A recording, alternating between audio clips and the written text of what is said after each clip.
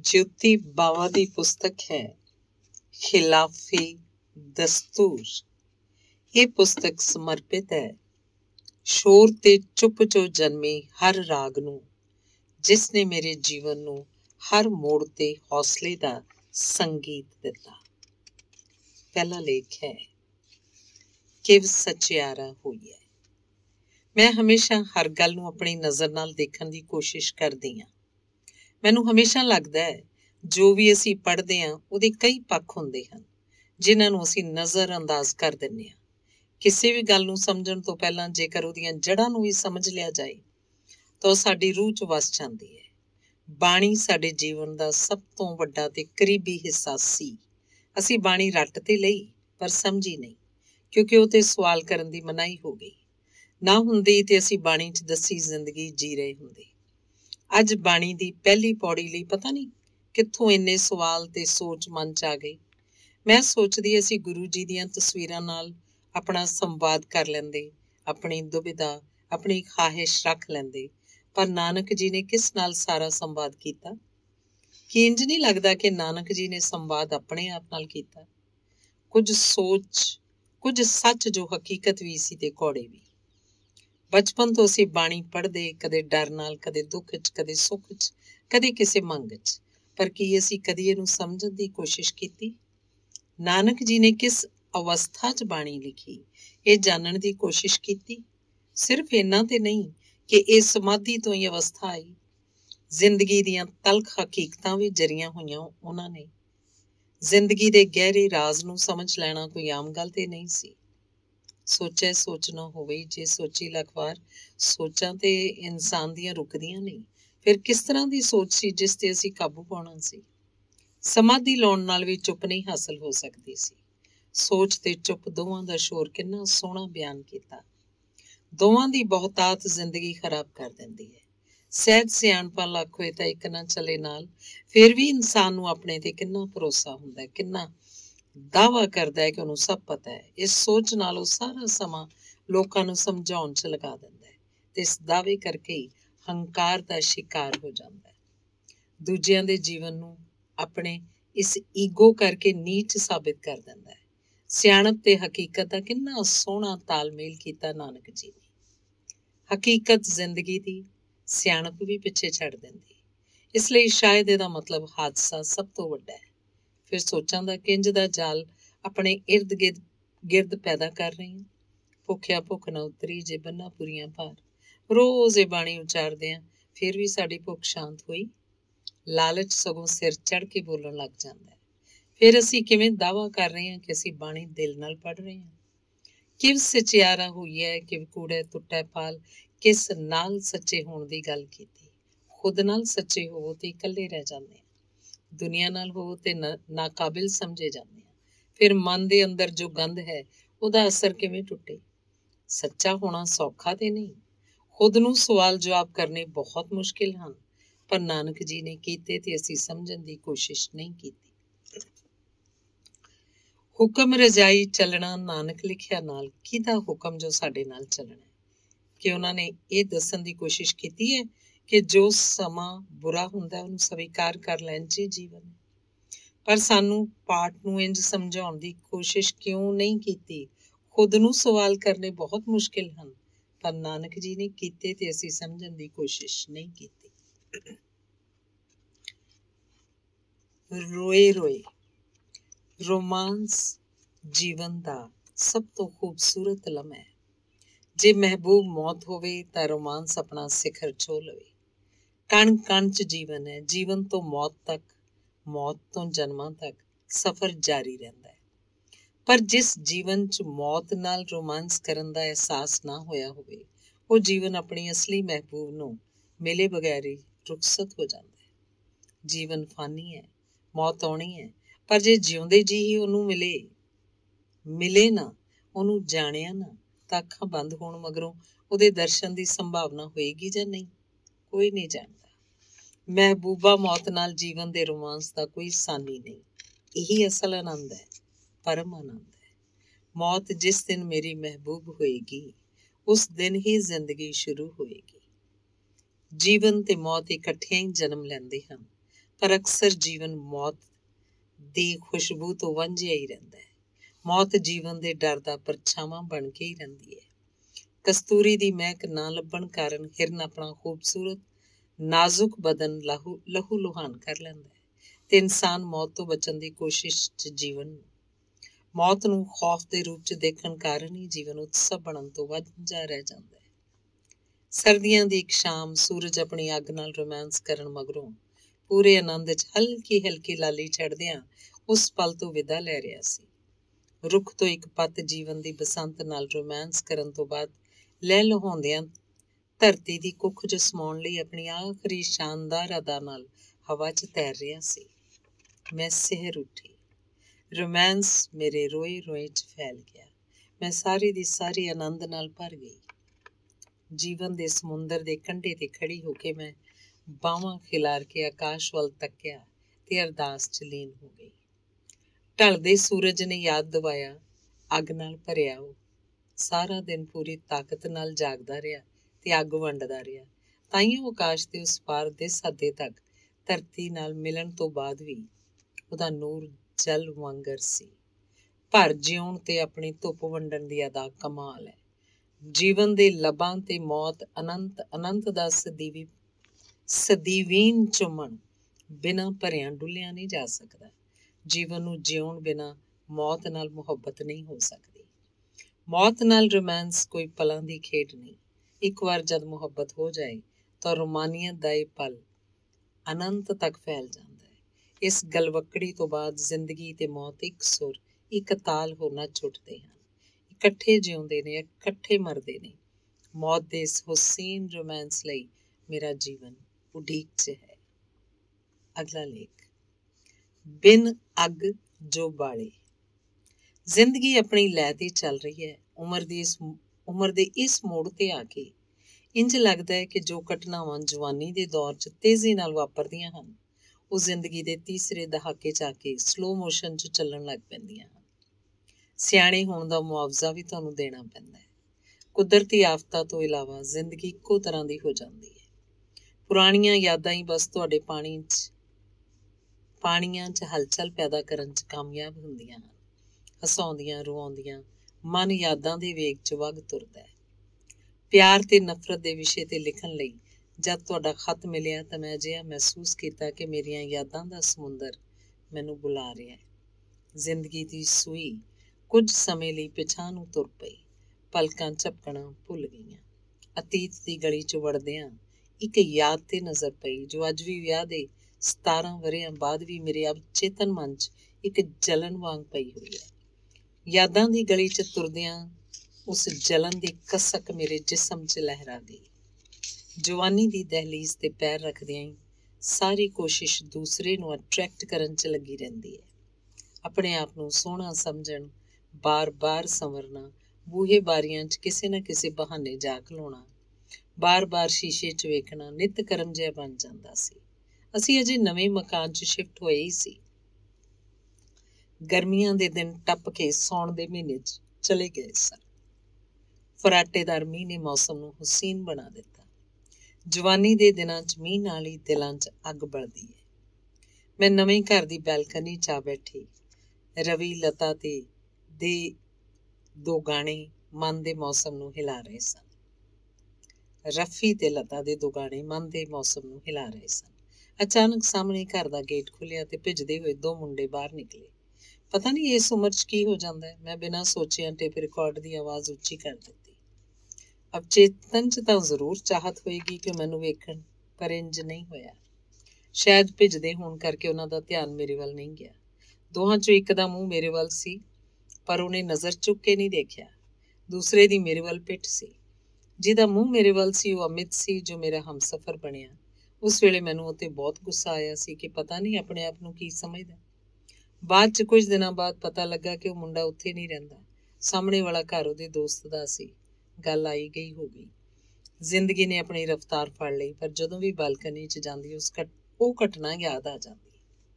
ਉਦੋਂ ਛੇਤੀ ਮੈਨੂੰ ਟਿਊਸ਼ਨ ਦੀ ਲੋੜ ਪਈ ਤੇ ਸੰਯੋਗ ਨਾਲ ਮੈਨੂੰ ਟਿਊਸ਼ਨ ਵੀ ਅਮਿਤ ਦੇ ਦੋਸਤ ਕੋਲ ਹੀ ਰੱਖਣੀ ਪੈ ਗਈ, ਕਿਉਂਕਿ ਘਰ ਦੇ ਦੂਰ ਭੇਜਣ ਲਈ ਰਾਜ਼ੀ ਨਹੀਂ ਸਨ।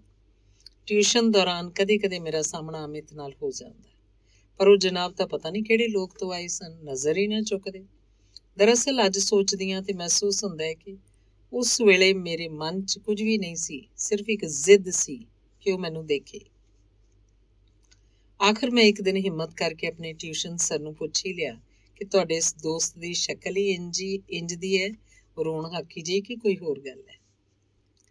उस दिन तो हस के टाल गए, पर अगले दिन उन्होंने मेरे कोलों एक वादा लिया कि जे तू सारी गल जान के कुछ करेंगी तां ही मैं तैनूं गल दसांगा। गल जानन दी एक्साइटमेंट च मैं बिना सोचिया समझिया हाँ कर दित्ती। उन्होंने मैनूं दस्सिया कि अमित बेहद भावुक किस्म दा अपने ही संसार च रहण वाला चुपचाप मुंडा है। एक कुड़ी इहदे दिल च पता नहीं कदों दी आण बसी है। पागलां वाला प्यार है इहदा, एक तरफा। जानदा है कि वो कदे भी इहदी नहीं हो सकदी, फिर भी कहंदा है कि वो एहसास जो इहने खुद ही सिरजिया है हुण ਉਹਦੇ नाल ही जाएगा। मैं ਉਹਨੂੰ कई बार कहा कि एक बार कह तां दे, अगली ਨੂੰ पता भी लगे कि कोई पागला वांग ਉਹਦੇ ਲਈ ਤੱਤੀਆਂ ਇੱਟਾਂ ਤੇ ਪੈਰ ਸਾੜਦਾ ਫਿਰਦਾ ਹੈ। ਪਰ ਜਨਾਬ ਚੁੱਪ ਨਹੀਂ। ਸ਼ਾਇਦ ਸਮੁੰਦਰ ਦੀ ਡੂੰਘਾਈ ਨੂੰ ਚੁੱਪ ਦੀ ਡੂੰਘਾਈ ਨਾਲ ਹਰਾਉਣ ਦਾ ਇਰਾਦਾ ਹੈ। ਉੱਤੋਂ ਹੁਣ ਉਸ ਕੁੜੀ ਦੀ ਮੰਗਣੀ ਹੋ ਗਈ ਹੈ ਤੇ ਜਨਾਬ ਕਵੀ ਬਣ ਗਏ ਨੇ। ਲਿਖਦੇ ਨੇ, ਇੱਕ ਮੁੰਦਰੀ ਸ਼ਗਨਾਂ ਦੀ ਤੇਰੀ ਉਂਗਲੀ 'ਚ ਤੱਕੀ ਤਾਂ ਨਹੀਂ, ਪਰ ਸੁਣਿਆ ਡਾਢੀ ਸੋਹਣੀ ਪਈ ਏ ਲੱਗਦੀ। ਮੇਰਾ ਬੜਾ ਪਿਆਰਾ ਯਾਰ ਹੈ, ਪਰ ਹੈ ਪਾਗਲ। ਤੂੰ ਜੋ ਵਾਅਦਾ ਕੀਤਾ ਹੈ ਉਹ ਨਿਭਾ, ਉਸ ਲਈ ਕੁਝ ਕਰ। ਉਹਨੂੰ ਇੱਕ ਵਾਰ ਮਿਲ ਤੇ ਕੋਸ਼ਿਸ਼ ਕਰਕੇ ਉਹ ਇਸ ਪਾਗਲਪਨ 'ਚੋਂ ਬਾਹਰ ਨਿਕਲੇ। ਸਾਰੀ ਘਟਨਾ ਨੇ ਮੈਨੂੰ ਮੇਰੀ ਸੋਚ ਤੋਂ ਕਿਤੇ ਵੱਧ ਹਿਲਾ ਕੇ ਰੱਖ ਦਿੱਤਾ। ਮਜ਼ਾਕ 'ਚ ਮੈਂ ਜ਼ਿੰਦਗੀ ਦੇ ਨਵੇਂ ਰੰਗ ਨਾਲ ਜਾ ਮਿਲੀ ਸੀ। ਮੈਂ ਕਈ ਦਿਨ ਆਪਣੇ ਅੰਦਰ ਹੀ ਲੜਦੀ ਰਹੀ। ਅੰਤ ਮੈਂ ਮਿਲਣ ਲਈ ਹਾਂ ਕਰ ਦਿੱਤੀ ਤੇ ਉਹਦੇ ਦੋਸਤ ਨੇ ਜਿਵੇਂ ਕਿਵੇਂ ਕਰਕੇ ਉਹਨੂੰ ਮਿਲਣ ਲਈ ਮਨਾ ਲਿਆ। ਪਹਿਲੀ ਮੁਲਾਕਾਤ 'ਚ ਮੇਰੇ ਬਾਰ-ਬਾਰ ਕੁਰੇਦਨ ਤੇ ਉਸ ਆਪਣੇ ਸ਼ੂਨੇ 'ਚ ਵਿਚਰਦਿਆਂ ਮੈਨੂੰ ਆਪਣੇ ਪਹਿਲੇ ਪਿਆਰ ਬਾਰੇ ਦੱਸਿਆ। ਮੇਰਾ ਮਨ ਅਜੀਬ ਦਸ਼ਾ 'ਚ ਸੀ। ਪਤਾ ਨਹੀਂ ਕਿਹਾ ਵੇਖ ਸੀ ਕਿ ਮੈਂ ਉਹਨੂੰ ਦੋਸਤੀ ਲਈ ਕਿਹਾ। ਉਹਨੇ ਕਿਹਾ, ਦੇਖ ਲੈ, ਹੋ ਸਕਦਾ ਮੈਂ ਉਹਨੂੰ ਕਦੇ ਵੀ ਨਾ ਭੁੱਲ ਸਕਾਂ। ਸਾਰੀ ਉਮਰ ਇਸ ਜਲਨ ਨਾਲ ਚੱਲ ਸਕੇਂਗੀ। ਮੇਰੇ ਮੂੰਹੋਂ ਬਸ ਇੰਨਾ ਹੀ ਨਿਕਲਿਆ, ਅਜ਼ਮਾ ਕੇ ਦੇਖ ਲੈ। ਮੈਂ ਸੋਚਦੀ ਸੀ ਕੁਝ ਦੇਰ 'ਚ ਹੀ ਉਹ ਸਭ ਕੁਝ ਭੁੱਲ ਜਾਏਗਾ, ਪਰ ਉਹਦੀ ਭਾਵੁਕਤਾ ਮੇਰੀ ਸੋਚ ਤੋਂ ਕਿਤੇ ਡੂੰਘੀ ਸੀ। ਮੁਲਾਕਾਤਾਂ ਹੁੰਦੀਆਂ ਰਹੀਆਂ, ਦਿਨ ਬੀਤਦੇ ਰਹੇ। ਮੈਨੂੰ ਪਤਾ ਲੱਗ ਗਿਆ ਕਿ ਮੈਂ ਉਹਦੇ ਅੰਦਰੋਂ ਪਹਿਲਾ ਇੱਕ ਤਰਫਾ ਪਿਆਰ ਨਹੀਂ ਕੱਢ ਸਕਦੀ। ਉਹਦੇ ਮੈਨੂੰ ਲਿਖੇ ਹਰ ਖੱਤ 'ਚ ਉਸੇ ਦਾ ਜ਼ਿਕਰ ਹੁੰਦਾ। ਜਲਨ ਨੇ ਮੇਰੇ ਅੰਦਰੋਂ ਸਿਰ ਚੁੱਕਣਾ ਸ਼ੁਰੂ ਕਰ ਦਿੱਤਾ ਸੀ। ਹੌਲੀ ਹੌਲੀ ਮੈਨੂੰ ਮਹਿਸੂਸ ਹੋਣ ਲੱਗ ਪਿਆ ਕਿ ਮੈਂ ਦੂਸਰੀ ਹਾਂ, ਭਾਵ ਕਿ ਮੇਰੇ ਲਈ ਪਹਿਲਾ ਸੀ। ਇਹ ਸਮਝਦਿਆਂ ਵੀ ਕਿ ਉਹਦਾ ਪਿਆਰ ਉਸ ਵੱਲੋਂ ਹੀ ਹੈ, ਮੈਂ ਉਹਨੂੰ ਸੌਂਕਣ ਵਾਂਗ ਮਹਿਸੂਸ ਕਰਨ ਲੱਗ ਪਈ। ਜਦੋਂ ਕਦੇ ਉਹ ਲਿਖਦਾ ਜਾਂ ਕਹਿੰਦਾ ਕਿ ਅੱਜ ਉਹਨੂੰ ਤੱਕਣ ਖਾਤਰ ਸਾਰਾ ਦਿਨ ਧੁੱਪੇ ਕੋਠੇ ਦੀਆਂ ਬਲਦੀਆਂ ਇੱਟਾਂ ਤੇ ਖੜਾ ਰਿਹਾ, ਜਾਂ ਇੱਦਾਂ ਕੁਝ ਹੋਰ, ਤੇ ਮੈਂ ਧੁਰ ਅੰਦਰੋਂ ਛਿੱਲੀ ਜਾਂਦੀ।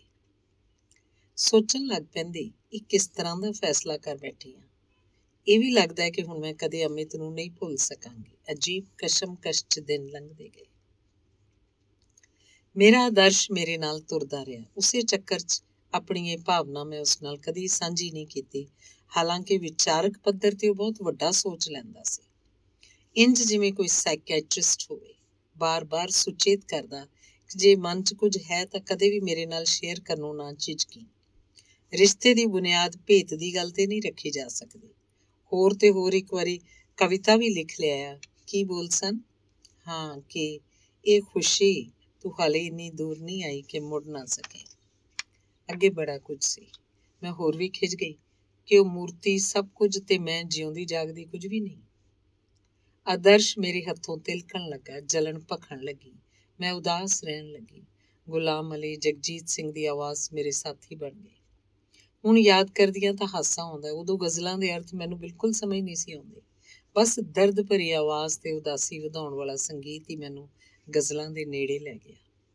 ਫਿਰ ਅਚਾਨਕ ਇੱਕ ਦਿਨ ਅਮਿਤ ਨੇ ਮੈਨੂੰ ਆਖਿਆ ਕਿ ਮੇਰੇ ਜਿਸ ਖਿਆਲ ਨਾਲ ਤੂੰ ਸਾਰੀ ਉਮਰ ਰਹਿਣਾ ਹੈ, ਚੱਲ ਤੈਨੂੰ ਇੱਕ ਵਾਰ ਉਹਦੀ ਸ਼ਕਲ ਵਿਖਾ ਦਿਆਂ। ਔਖੇ ਸੌਖੇ ਇਹ ਹਿੰਮਤ ਵੀ ਮੈਂ ਕਰ ਹੀ ਲਈ। ਉਸ ਦਿਨ ਤੱਕ ਮੈਂ ਉਹਨੂੰ ਅਮਿਤ ਦੇ ਜ਼ਿਕਰ 'ਚੋਂ ਹੀ ਤੱਕਿਆ ਸੀ। ਉਹ ਗੁਣਗੁਣਾਉਂਦਾ ਹੁੰਦਾ ਸੀ, ਕਹੀਂ ਇੱਕ ਨਾਜ਼ੁਕ ਪਿਆਰੀ ਸੀ ਲੜਕੀ, ਬਹੁਤ ਖੂਬਸੂਰਤ ਮਗਰ ਸਾਂਵਲੀ ਸੀ। ਪਰ ਉਹਦੇ ਉਲਟ ਮੈਂ ਆਪਣੇ ਮਨ 'ਚ ਉਸ ਦਿਨ ਇਹੋ ਸੁੱਖਦੀ ਗਈ ਕਿ ਰੱਬਾ ਉਹ ਜ਼ਰਾ ਸੋਹਣੀ ਨਾ ਹੋਵੇ। ਮੇਰੇ ਨਾਲੋਂ ਬਿਲਕੁਲ ਵੀ ਨਹੀਂ। ਇਸ ਮੁਲਾਕਾਤ 'ਚ ਵੀ ਉਸ ਕੁੜੀ ਨੂੰ ਕੁਝ ਨਹੀਂ ਸੀ ਪਤਾ। ਉਹਨੇ ਬਸ ਕਿਸੇ ਦੇ ਨਾਲ ਆਉਣਾ ਸੀ। ਵਿੱਚ ਇਹ ਵੀ ਖਿਆਲ ਆਉਂਦਾ ਕਿ ਅਮਿਤ ਵੀ ਕਿੱਡਾ ਅਜੀਬ ਹੈ। ਆਪ ਗੱਲ ਵੀ ਨਹੀਂ ਕਰ ਸਕਿਆ ਤੇ ਮੈਨੂੰ ਮਿਲਾਉਣ ਲਈ ਕਿੱਡੀ ਸਕੀਮ ਬਣਾਈ ਹੈ। ਖੈਰ ਮੁਲਾਕਾਤ ਹੋਈ। ਉਹ ਪਤਲੀ ਸੀ, ਸਾਂਵਲੀ ਸੀ, ਝੀਲ ਵਰਗੀਆਂ ਡੂੰਘੀਆਂ ਅੱਖਾਂ ਵਾਲੀ ਉਹ ਕੁੜੀ ਸੱਚਮੁੱਚ ਬਹੁਤ ਖੂਬਸੂਰਤ ਸੀ। ਪਰ ਇਹ ਸੱਚ ਮੇਰੇ ਮਨ ਨੇ ਉਸ ਵੇਲੇ ਮੰਨਣ ਤੋਂ ਇਨਕਾਰ ਕਰ ਦਿੱਤਾ। ਮੈਨੂੰ ਲੱਗਿਆ ਮੇਰੇ ਗੋਰੇ ਰੰਗ ਅੱਗੇ ਉਹ ਬਹੁਤ ਕਾਲੀ ਹੈ। ਵਾਲ ਜੇ ਮੇਰੇ ਤੋਂ ਇੰਚ ਕੁ ਲੰਬੇ ਵੀ ਹਨ ਤਾਂ ਕੀ ਹੋਇਆ। ਹਾਂ, ਮੇਰੇ ਬਸ ਦੰਦ ਹੀ ਉਸ ਵਾਂਗ ਮੋਤੀਆਂ ਵਰਗੇ ਨਹੀਂ ਸਨ। ਤੇ ਫਿਰ ਮੈਂ ਸੋਚਿਆ, ਮੇਰੇ ਕੋਲ ਇੱਕ ਚੀਜ਼ ਜੋ ਉਸ ਕੋਲ ਬਿਲਕੁਲ ਨਹੀਂ ਹੈ, ਉਹ ਮੇਰੇ ਵਾਂਗੂ ਅਮਿਤ ਨੂੰ ਪਿਆਰ ਨਹੀਂ ਕਰਦੀ। ਇਸ ਸੋਚ ਨੇ ਮੈਨੂੰ ਧਰਵਾਸ ਦਿੱਤਾ। ਪਰ ਇਹ ਥੋੜੇ ਚਿਰ ਦਾ ਅਹਿਸਾਸ ਹੀ ਸੀ। ਮੈਨੂੰ ਇਹ ਯਕੀਨ ਹੁੰਦਾ ਚਲਾ ਗਿਆ ਕਿ ਉਹਨੂੰ ਕਦੇ ਵੀ ਅਮਿਤ ਦੇ ਦਿਮਾਗ 'ਚੋਂ ਨਹੀਂ ਕੱਢ ਸਕਦੀ। ਹਾਲਾਂਕਿ ਅਮਿਤ ਹੁਣ ਹੱਸਦਿਆਂ ਕਹਿੰਦਾ ਕਿ ਪਾਗਲੇ, ਤੇਰੀ ਕੋਸ਼ਿਸ਼ ਹੀ ਗਲਤ ਸੀ। ਉਹ ਤਾਂ ਕਦੇ ਵੀ ਮੇਰੇ ਦਿਮਾਗ 'ਚ ਨਹੀਂ ਸੀ, ਉਹ ਤਾਂ ਮੇਰੇ ਦਿਲ 'ਚ ਸੀ। ਮੇਰੇ ਮਨ 'ਚ ਦੂਸਰੀ ਸ਼ਬਦ ਕਿਸੇ ਪਹਾੜੀ ਤੇ ਪੁਕਾਰੇ ਗਏ ਨਾਂ ਵਾਂਗ ਨਿਰੰਤਰ ਗੂੰਜਦਾ। ਮੈਂ ਆਪਣੇ ਆਪ ਨੂੰ ਕਹਿੰਦੀ ਕਿ ਨਹੀਂ, ਇਹ ਜਲਨ ਨਹੀਂ ਹੈ, ਇਹ ਤਾਂ ਇੱਕ ਛੋਟੀ ਜਿਹੀ ਗੱਲ ਹੈ, ਆਪੇ ਮੁੱਕ ਜਾਏਗੀ। ਪਰ ਇਹ ਸੱਚ ਨਹੀਂ ਸੀ।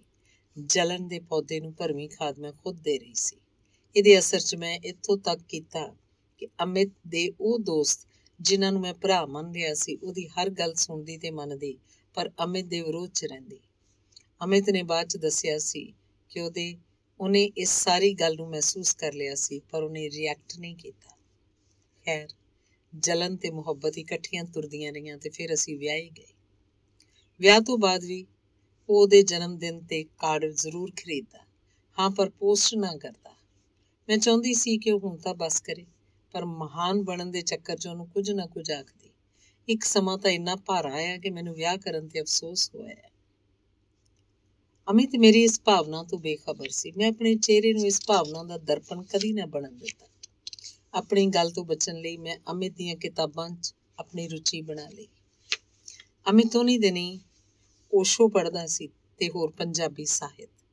ਮੇਰੀ ਸੋਚ ਨੇ ਵਿਕਾਸ ਸ਼ੁਰੂ ਕਰ ਦਿੱਤਾ। ਮੈਂ ਆਪਣੀ ਇਸ ਜਲਨ ਤੋਂ ਬਾਹਰ ਜਾਣ ਦਾ ਰਾਹ ਲੱਭਣ ਲੱਗ ਪਈ ਤੇ ਮੈਂ ਇੱਕ ਦਿਨ ਫੈਸਲਾ ਕੀਤਾ ਕਿ ਮੈਂ ਸੱਚੋ ਸੱਚ ਸਭ ਕੁਝ ਅਮਿਤ ਨਾਲ ਸਾਂਝਾ ਕਰਾਂਗੀ। ਜਿਸ ਵੇਲੇ ਮੈਂ ਇਹ ਸਭ ਕੁਝ ਸਾਂਝਾ ਕੀਤਾ, ਅਮਿਤ ਯਕੀਨ ਹੀ ਨਹੀਂ ਕਰ ਸਕਿਆ ਕਿ ਮੈਂ ਇੰਨੇ ਵਰੇ ਇਸ ਜਲਨ ਨਾਲ ਰਹਿੰਦੀ ਰਹੀ ਤੇ ਉੱਪਰੋਂ ਇਸ ਅਵਸਥਾ ਨੂੰ ਬੇਹੱਦ ਲਾਈਟਲੀ ਸ਼ੋਅ ਕਰਦੀ ਰਹੀ। ਉਹਨੂੰ ਬਹੁਤ ਬੁਰਾ ਲੱਗਾ, ਇੰਜ ਕਿ ਜਿਵੇਂ ਪਿਆਰ 'ਚ ਕਿਸੇ ਨੇ ਧੋਖਾ ਦੇ ਦਿੱਤਾ ਹੋਵੇ। ਖੈਰ, ਮੇਰੀ ਇਸ ਸਾਂਝ ਨੇ ਮੇਰੇ ਅੰਦਰੋਂ ਉਸ ਭਾਵਨਾ ਨੂੰ ਬਹੁਤ ਛੇਤੀ ਲਗਭਗ ਖਤਮ ਕਰ ਦਿੱਤਾ। ਮੈਨੂੰ ਲੱਗਾ ਕਿ ਮੈਂ ਜਿੱਤ ਗਈ ਹਾਂ। ਇਹ ਭਾਵਨਾ ਮੇਰੇ ਅੰਦਰੋਂ ਪੂਰੀ ਤਰ੍ਹਾਂ ਚਲੀ ਗਈ ਹੈ। ਪਰ 2 ਸਾਲ ਪਹਿਲਾਂ ਉਹ ਮੈਨੂੰ ਇੱਕ ਪਾਰਟੀ 'ਚ ਮਿਲ ਗਈ। ਹਾਲਾਂਕਿ ਅਮਿਤ ਨੇ ਉਸ ਨਾਲ ਸਿਰਫ ਹੈਲੋ ਕੀਤੀ, ਪਰ ਮੇਰੇ ਕੋਲੋਂ ਉਹਦੀ ਹਾਜ਼ਰੀ ਸਹਿਣ ਹੀ ਨਾ ਹੋਈ ਤੇ ਮੈਂ ਪਾਰਟੀ ਛੱਡ ਕੇ ਘਰ ਆ ਗਈ। ਬਾਅਦ 'ਚ ਮੈਨੂੰ ਬਹੁਤ ਅਫਸੋਸ ਹੋਇਆ। ਮੈਂ ਬੜਾ ਸੋਚਿਆ ਕਿ ਜਦ ਮੇਰੇ ਅੰਦਰ ਕੁਝ ਸੀ ਹੀ ਨਹੀਂ ਤਾਂ ਮੈਂ ਇੰਜ ਕਿਉਂ ਕੀਤਾ, ਤੇ ਮਹਿਸੂਸ ਕੀਤਾ ਕਿ ਜਲਨ ਇੱਕ ਕਸਕ ਜਿਹੀ ਮਗਰ ਛੱਡ ਹੀ ਜਾਂਦੀ ਹੈ। ਅਮਿਤ ਦੇ ਲਫ਼ਜ਼ਾਂ 'ਚ, ਜ਼ਖਮ ਕੱਪੜਿਆਂ ਨਾਲ ਢਕੇ ਤਾਂ ਜਾ ਸਕਦੇ ਨੇ, ਪਰ ਭਰੇ ਨਹੀਂ। ਸੋ ਚੰਗਾ ਹੈ ਆਪਣੀ ਜਲਨ 'ਚ ਪੂਰਾ ਬਲ ਲੈਣਾ, ਨਹੀਂ ਤਾਂ ਰਹਿ ਰਹਿ ਕੇ ਫੁੰਕਾਰਦੀ ਹੈ। ਪਤਾ ਨਹੀਂ ਕਿੱਧਰੋਂ ਫਣ ਚੁੱਕ ਲੈਂਦੀ ਹੈ। ਲੱਗਦਾ ਹੈ ਸਭ ਜਾਣ ਕੇ ਵੀ ਮੈਂ ਜਲਨ ਨੂੰ ਪੂਰਾ ਨਹੀਂ ਜਾਣ ਸਕਾਂਗੀ। ਬਾਕੀ ਫਿਰ ਕਦੇ। ਇਹ ਲੇਖ ਮੈਂ ਅਮਿਤ ਦੇ ਬਿਮਾਰ ਹੋਣ ਤੋਂ ਪਹਿਲਾਂ ਲਿਖਿਆ ਸੀ। ਬਿਮਾਰੀ ਦੌਰਾਨ ਜਦੋਂ ਅਮਿਤ ਦੇ ਦਿਮਾਗ ਦਾ ਆਪਰੇਸ਼ਨ ਹੋਇਆ ਤੇ ਚੁੱਪ ਹੋ ਗਿਆ ਸੀ। 6 ਮਹੀਨੇ ਬਾਅਦ ਜਦੋਂ ਅਚਾਨਕ ਇੱਕ ਅੱਖਰ ਬੋਲਿਆ, ਉਹ ਸੀ ਆਰਤੀ। ਅਗਲਾ ਲੇਖ ਹੈ ਖਿੜਕੀ ਵੱਲ ਝੁਕਿਆ ਅਸਮਾਨ। ਗਲੀ ਦੇ ਵਿਚਕਾਰ ਚਾਰੇ ਪਾਸੇ ਨਿਕਲਦੇ ਸੀ। ਕੋਈ ਵੀ ਇਕੱਠ ਹੋਣਾ ਹੁੰਦਾ, ਗਲੀ ਦੇ ਵਿਚਕਾਰ ਹੁੰਦਾ। ਚਾਰੋਂ ਪਾਸੇ ਭੀੜ ਹੁਮਾ ਕੇ ਇਕੱਠੀ ਹੁੰਦੀ ਸੀ। ਹਰ ਵੱਡਾ ਜਸ਼ਨ ਗਲੀ ਦੇ ਵਿਚਕਾਰ ਤੋਂ ਹੀ ਸ਼ੁਰੂ ਹੁੰਦਾ ਸੀ। ਬਾਰਿਸ਼ਾਂ ਦੇ ਦਿਨ ਸੀ ਜਦੋਂ ਸਾਡੇ ਮੁਹੱਲੇ ਕਿਸੇ ਦੇ ਮੁੰਡੇ ਦੇ ਜੰਮਣ ਦਾ ਜਸ਼ਨ ਸੀ। ਬਾਰਿਸ਼ ਤੇ ਅਸਮਾਨ 'ਚ ਸਤਰੰਗੀ ਪੀਂਘ ਨੇ ਆਪਣਾ ਪੂਰਾ ਜਲਵਾ ਬਿਖੇਰ ਰੱਖਿਆ ਸੀ। ਸਾਡੇ ਘਰ ਦੀ ਛੱਤ ਤੋਂ ਇਹ ਨਜ਼ਾਰਾ ਬਹੁਤ ਖੂਬਸੂਰਤ ਨਜ਼ਰ ਆਉਂਦਾ ਸੀ। ਮੈਂ ਤੇ ਮੇਰੀ ਭੈਣ ਜਸ਼ਨ ਤੇ ਬਾਰਿਸ਼ ਦਾ ਖੂਬ ਮਜ਼ਾ ਲੈ ਰਹੇ ਸੀ। ਸਾਡੇ ਘਰ ਦੀ ਛੱਤ ਤੋਂ ਗਲੀ ਦਾ ਵਿਚਕਾਰ ਵਾਲਾ ਹਿੱਸਾ ਸਾਫ਼ ਦਿਸਦਾ ਸੀ। ਜਦੋਂ ਵੀ ਕੋਈ ਇਕੱਠ ਹੁੰਦਾ ਸੀ, ਛੱਤ ਤੇ ਡੇਰਾ ਲਗਾ ਲੈਣਾ। ਸਾਡੇ ਮੁਹੱਲੇ ਅੱਜ ਕਿਸੇ ਮੁੰਡੇ ਦੇ ਜੰਮਣ ਦਾ ਜਸ਼ਨ ਸੀ। ਪਰਿਵਾਰ 'ਚ ਕੁੜੀਆਂ ਨੂੰ ਜਸ਼ਨ 'ਚ ਜਾਣ ਦੀ ਇਜਾਜ਼ਤ ਨਹੀਂ ਸੀ, ਖਾਸ ਤੌਰ ਤੇ ਗਲੀ ਮੁਹੱਲਿਆਂ ਦੇ ਜਸ਼ਨਾਂ 'ਚ। ਪਰ ਮੈਂ ਉਹ ਹਰ ਕੰਮ 'ਚ ਪੰਗਾ ਲੈਂਦੀ ਸੀ ਜਿਹਦੀ ਕੁੜੀਆਂ ਨੂੰ ਮਨਾਹੀ ਹੁੰਦੀ ਸੀ। ਮੱਠੀ ਮੱਠੀ ਘੁੰਗਰੂਆਂ ਦੀ ਆਵਾਜ਼ ਗੂੰਜਣੀ ਸ਼ੁਰੂ ਹੋ ਗਈ ਸੀ, ਜਿਹਦੇ ਸੁਰ ਅਜੇ ਵੀ ਮੇਰੇ ਕੰਨਾਂ 'ਚ ਗੂੰਜਦੇ ਹਨ। ਛਮ ਛਮ ਦੀ ਆਵਾਜ਼ ਕਿਸੇ ਖਾਸ ਦੀ ਆਉਣ ਦੀ ਆਮਦ ਦੇ ਰਹੀ ਸੀ। ਸ਼ਾਇਦ ਮੇਰੀ ਭੈਣ ਨੂੰ ਪਤਾ ਸੀ ਕਿ ਕਿਸੇ ਖਾਸ ਮਹਿਮਾਨ ਦੀ ਆਮਦ ਹੋ ਰਹੀ ਹੈ। ਬਾਰ-ਬਾਰ ਉਹ ਮੈਨੂੰ ਖਿੱਚ ਰਹੀ ਸੀ ਤੇ ਛੱਤ ਤੋਂ ਉਤਰਨ ਲਈ। ਬਸ ਉਹਦੇ ਇਸ ਰਵੱਈਏ ਨੇ ਮੇਰੇ ਦਿਮਾਗ 'ਚ ਤਰਥੱਲੀ ਮਚਾ ਦਿੱਤੀ ਸੀ ਕਿ ਕੁਝ ਖਾਸ ਗੱਲ ਹੈ। ਹੁਣ ਘੁੰਗਰੂਆਂ ਦੀ ਆਵਾਜ਼ ਨਾਲ ਗੀਤਾਂ ਦੇ ਬੋਲ ਵੀ ਸ਼ਾਮਲ ਹੋ ਗਏ ਸੀ। ਮੈਂ ਭੱਜ ਕੇ ਦੀਵਾਰ ਤੋਂ ਗਲੀ ਵੱਲ ਝਾਕਣ ਲੱਗ ਪਈ ਸੀ।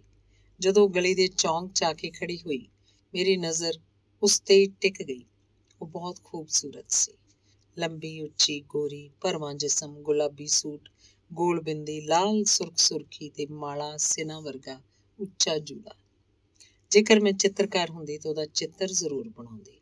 ਉਹਦਾ ਅਕਸ ਅੱਜ ਵੀ ਹੂ-ਬ-ਹੂ ਮੇਰੀਆਂ ਅੱਖਾਂ ਅੱਗੇ ਹੈ। ਉਹਦੇ ਆਉਂਦਿਆਂ ਹਵਾ ਵੀ ਉਹਦੇ ਘੁੰਗਰੂਆਂ ਦੇ ਥਾਪ ਤੇ ਰੁਮਕਣ ਲੱਗ ਪਈ। ਗਲੀ ਦੇ ਵਿਚਕਾਰ ਉਸ ਲਈ ਖਾਸ ਜਗ੍ਹਾ ਬਣਾਈ ਗਈ ਸੀ। ਲੱਕੜ ਦੇ ਤਖਤ ਤੇ ਮਖਮਲੀ ਗੱਦੇ ਉੱਤੇ ਚਿੱਟੀ ਚਾਦਰ। ਉਹਦੀ ਨਜ਼ਰ ਤਖਤ ਦੇ ਕੋਲ ਆ ਕੇ ਠਹਿਰ ਗਈ ਸੀ। ਉਹਦੀ ਇਸ ਅਦਾ ਨਾਲ ਚਾਰੋਂ ਪਾਸੇ ਇੱਕ ਸੰਨਾਟਾ ਛਾ ਗਿਆ ਸੀ। ਅਚਾਨਕ ਉਹਨੇ ਤਖਤ ਦੇ ਇਰਦ ਗਿਰਦ ਚੱਕਰ ਲਾਉਣੇ ਸ਼ੁਰੂ ਕਰ ਦਿੱਤੇ। ਹਰ ਚੱਕਰ 'ਚ ਤਖਤ ਦੇ ਵਿਚਕਾਰ ਸੱਜੇ ਗੋਲ ਗੱਦੀ ਤੇ ਇੱਕ ਥਾਪ ਦਿੰਦੀ ਤੇ ਮੁਸਕਰਾਉਂਦੀ। ਤੀਸਰੇ ਚੱਕਰ 'ਚ ਮੁੰਡੇ ਦੀ ਮਾਂ ਆਪਣੇ ਪੁੱਤਰ ਨੂੰ ਲੈ ਆਈ ਤੇ ਉਹਦੀ ਝੋਲੀ ਪਾ ਦਿੱਤਾ।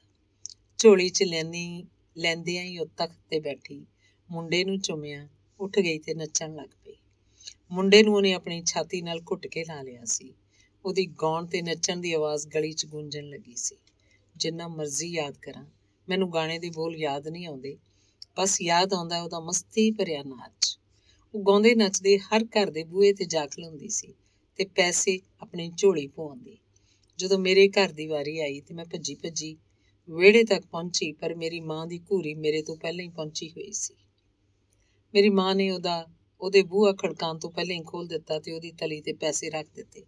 ਮੇਰੀ ਹਿੰਮਤ ਨਹੀਂ ਹੋਈ ਸੀ ਕਿ ਉਹਨੂੰ ਉਹਦੇ ਸਾਹਮਣੇ ਖੜ ਕੇ ਦੇਖ ਸਕਾਂ। ਸਵਾਲ ਤੇ ਮੇਰੀ ਰੂਹ ਦੀ ਖੁਰਾਕ ਬਚਪਨ ਤੋਂ ਹੀ ਸੀ ਤੇ ਸਵਾਲ ਮੇਰੇ ਨਾਲ ਪੰਗਾ ਵੀ ਬਹੁਤ ਲੈਂਦੇ ਸੀ ਤੇ ਅਕਸਰ ਮਾਰ ਦਾ ਕਾਰਨ ਵੀ ਬਣਦੇ ਸੀ। ਜਦੋਂ ਮੇਰੀ ਮਾਂ ਉਹਨੂੰ ਪੈਸੇ ਦੇ ਰਹੀ ਸੀ ਤਾਂ ਮੈਂ ਮਹਿਸੂਸ ਕੀਤਾ ਕਿ ਮੇਰੀ ਮਾਂ ਇਹਨੂੰ ਜਾਣਦੀ ਹੈ। ਮੈਂ ਮਾਂ ਨੂੰ ਪੁੱਛਿਆ ਵੀ ਕਿ ਇਹਦਾ ਨਾਮ ਕੀ ਹੈ ਤੇ ਤੂੰ ਪਹਿਲਾਂ ਇਹਨੂੰ ਮਿਲੀ?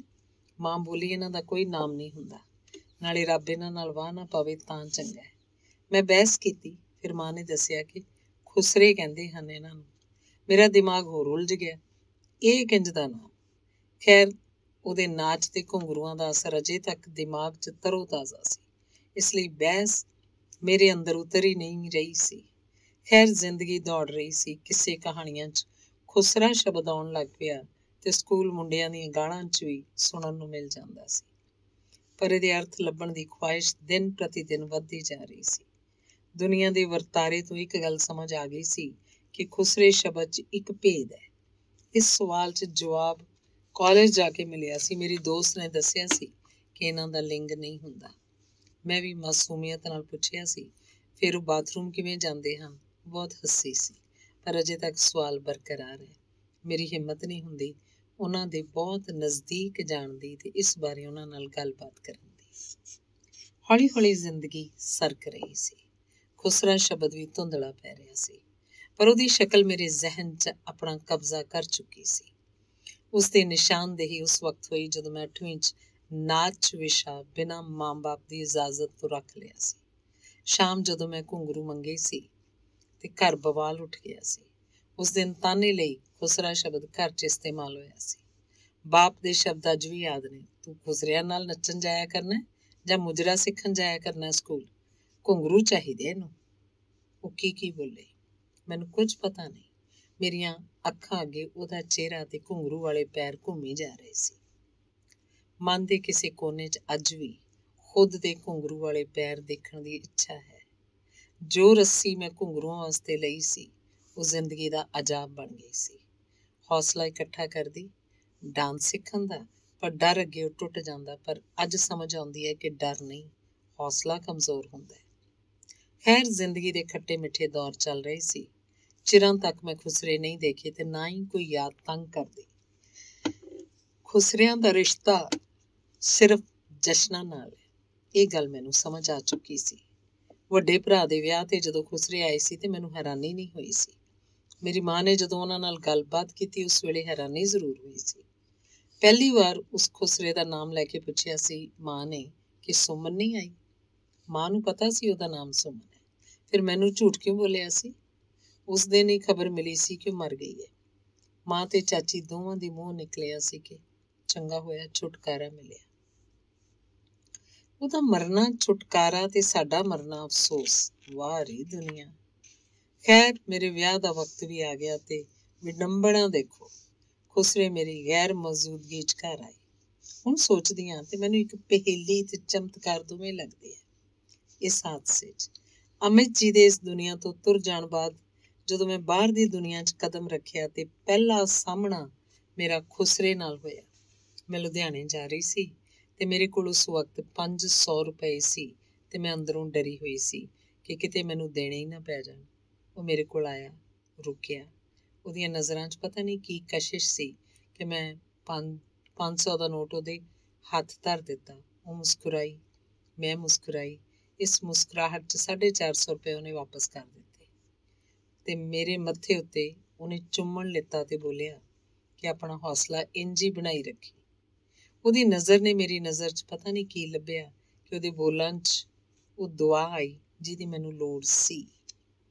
ਹੁਣ ਸੋਚਦੀ ਹਾਂ ਕਿ ਇਹਨਾਂ ਦੀ ਦੁਆ ਦੀ ਜ਼ਰੂਰਤ ਮੈਨੂੰ ਵਿਆਹ ਵੇਲੇ ਵੀ ਨਹੀਂ ਸੀ ਜਿੰਨੀ ਆਪਣੇ ਬੁਰੇ ਵਕਤ 'ਚ ਸੀ। ਮੈਂ ਦੁਆ ਜਾਂ ਬਦਦੁਆ ਸਮਝ ਨਹੀਂ ਸਕੀ, ਪਰ ਅਜੇ ਵੀ ਇੱਕ ਗੱਲ ਸਮਝਦੀ ਹਾਂ, ਮੋਹ ਨਾਲ ਭਰੇ ਹਰ ਲਫ਼ਜ਼ 'ਚ ਇੱਕ ਹੌਸਲਾ ਹੁੰਦਾ ਹੈ। ਵਕਤ ਦੇ ਔਖੇ ਦੌਰ 'ਚ ਮੈਂ ਮਹਿਸੂਸ ਕੀਤਾ ਕਿ ਔਰਤ ਤੇ ਖੁਸਰੇ ਦੇ ਜੀਵਨ ਦੇ ਬਹੁਤ ਸਾਰੇ ਤਾਲਮੇਲ ਬੈਠਦੇ ਹਨ। ਉਹ ਵੀ ਦੁਨੀਆ ਦੀਆਂ ਨਜ਼ਰਾਂ 'ਚ ਵਿਚਾਰੀ ਅਬਲਾ ਤੇ ਤਿਰਸਕਾਰੀ ਹੋਈ ਤੇ ਖੁਸਰੇ ਵੀ ਵਿਚਾਰੇ। ਦੋਵਾਂ ਦਾ ਵਜੂਦ ਸੈਕਸ ਤੇ ਜਾ ਕੇ ਮੁੱਕਦਾ ਹੈ। ਔਰਤ ਮਰਦ ਦੀ ਨਜ਼ਰ 'ਚ ਹੁਸੀਨ ਰਵੇ ਤੇ ਸੈਕਸ ਦੇ ਕਾਬਲ ਰਹੇ। ਇਹ ਤੋਂ ਬਗੈਰ ਕੋਈ ਔਕਾਤ ਨਹੀਂ ਰਹਿੰਦੀ ਤੇ ਖੁਸਰੇ ਦੀ ਔਕਾਤ ਇਸ ਲਈ ਨਹੀਂ ਹੁੰਦੀ ਕਿ ਉਹ ਸੈਕਸ ਦੇ ਕਾਬਲ ਨਹੀਂ ਹੁੰਦਾ। ਦੋਵਾਂ ਦੀ ਜ਼ਿੰਦਗੀ ਦਾ ਫੈਸਲਾ ਇੱਕ ਛੇਦ ਕਰਦਾ ਹੈ। ਦਿਮਾਗ, ਸੋਚ, ਦਿਲ ਦਾ ਵਾਸਤਾ ਇਹਨਾਂ ਦੋਵਾਂ ਦੀ ਦੁਨੀਆ ਲਈ ਕੋਈ ਅਰਥ ਨਹੀਂ ਰੱਖਦਾ। ਸ਼ਾਇਦ ਦੋਵਾਂ ਦਾ ਪਤਨ ਸੈਕਸ ਤੇ ਜਾ ਕੇ ਮੁੱਕਦਾ ਹੈ। ਜਦੋਂ ਮੈਂ ਆਪਣੀ ਇੱਕ ਵਾਰਤਕ ਬੂਬਸ ਬਾਜ਼ਾਰ ਤੇ ਕੰਮ ਕਰ ਰਹੀ ਸੀ ਤੇ ਮੈਨੂੰ ਬਹੁਤ ਸਾਰੀਆਂ ਔਰਤਾਂ ਇੰਟਰਵਿਊ ਦੌਰਾਨ ਮਿਲੀਆਂ। ਇੱਕ ਬਹੁਤ ਪਿਆਰੀ ਕੁੜੀ ਸੀ, ਬਹੁਤ ਸੋਹਣੀ, ਸੋਚ ਦੀ ਮਾਲਿਕ, ਪਰ ਮਰਦ ਦੀ ਸੋਚ ਨੇ ਉਹਦੀ ਸੋਚ ਨੂੰ ਦੋਫਾੜ ਕਰ ਦਿੱਤਾ ਸੀ। ਕੰਬ ਦੇ ਬੁੱਲਾਂ ਨਾਲ ਉਹਨੇ ਆਪਣੀ ਵਿਥਿਆ ਸੁਣਾਈ ਸੀ। ਮੈਮ, ਮੇਰੀਆਂ ਛਾਤੀਆਂ ਦਾ ਮਾਪ ਮਰਦ ਦੀ ਸੋਚ 'ਚ ਫਿੱਟ ਨਹੀਂ ਸੀ। ਉਹ ਕਹਿੰਦਾ ਸੀ ਤੇਰੇ ਨਾਲੋਂ ਵੱਡੀਆਂ ਛਾਤੀਆਂ ਤੇ ਖੁਸਰਿਆਂ ਦੀਆਂ ਨੇ। ਘੱਟੋ ਘੱਟ ਉਤੇਜਿਤ ਕਰਨ ਦੇ ਕੰਮ ਤਾਂ ਆਉਂਦੀਆਂ। ਮੈਂ ਕੋਈ ਜਵਾਬ ਨਹੀਂ ਦੇ ਸਕੀ, ਪਰ ਮੁੜ ਖਿਆਲ ਦੋਵਾਂ ਦੀ ਜ਼ਿੰਦਗੀ ਦਾ ਆ ਜਾਂਦਾ ਸੀ। ਕਈ ਸਵਾਲ ਚੱਲਣ ਲੱਗ ਪਏ ਸੀ। ਸਰੀਰ ਦੀ ਬਣਤਰ ਬੱਚੇ ਪੈਦਾ ਕਰਨ ਲਈ ਤੇ ਪਿਆਰ ਕਰਨ ਲਈ ਜ਼ਰੂਰੀ ਹੈ, ਨਾ ਕਿ ਨਾਪ ਜ਼ਰੂਰੀ ਹੈ। ਪਰ ਜੇਕਰ ਕੁਦਰਤ ਨੇ ਕਿਸੇ 'ਚ ਇਹ ਗੁਣ ਨਹੀਂ ਪਾਇਆ ਤੇ ਉਹ ਤਿਰਸਕਾਰ ਦੀ ਵਜ੍ਹਾ ਕਿਉਂ ਹੈ? ਖੁਸਰਿਆਂ ਨੇ ਵੀ ਆਪਣੇ ਅੰਦਰ ਇੱਕ ਭਰਮ ਪਾਲ ਲਿਆ ਕਿ ਉਹਨਾਂ ਦੀ ਕੌਮ ਮੰਗਲ ਕਾਰਜ ਲਈ ਸ਼ੁਭ ਹੈ।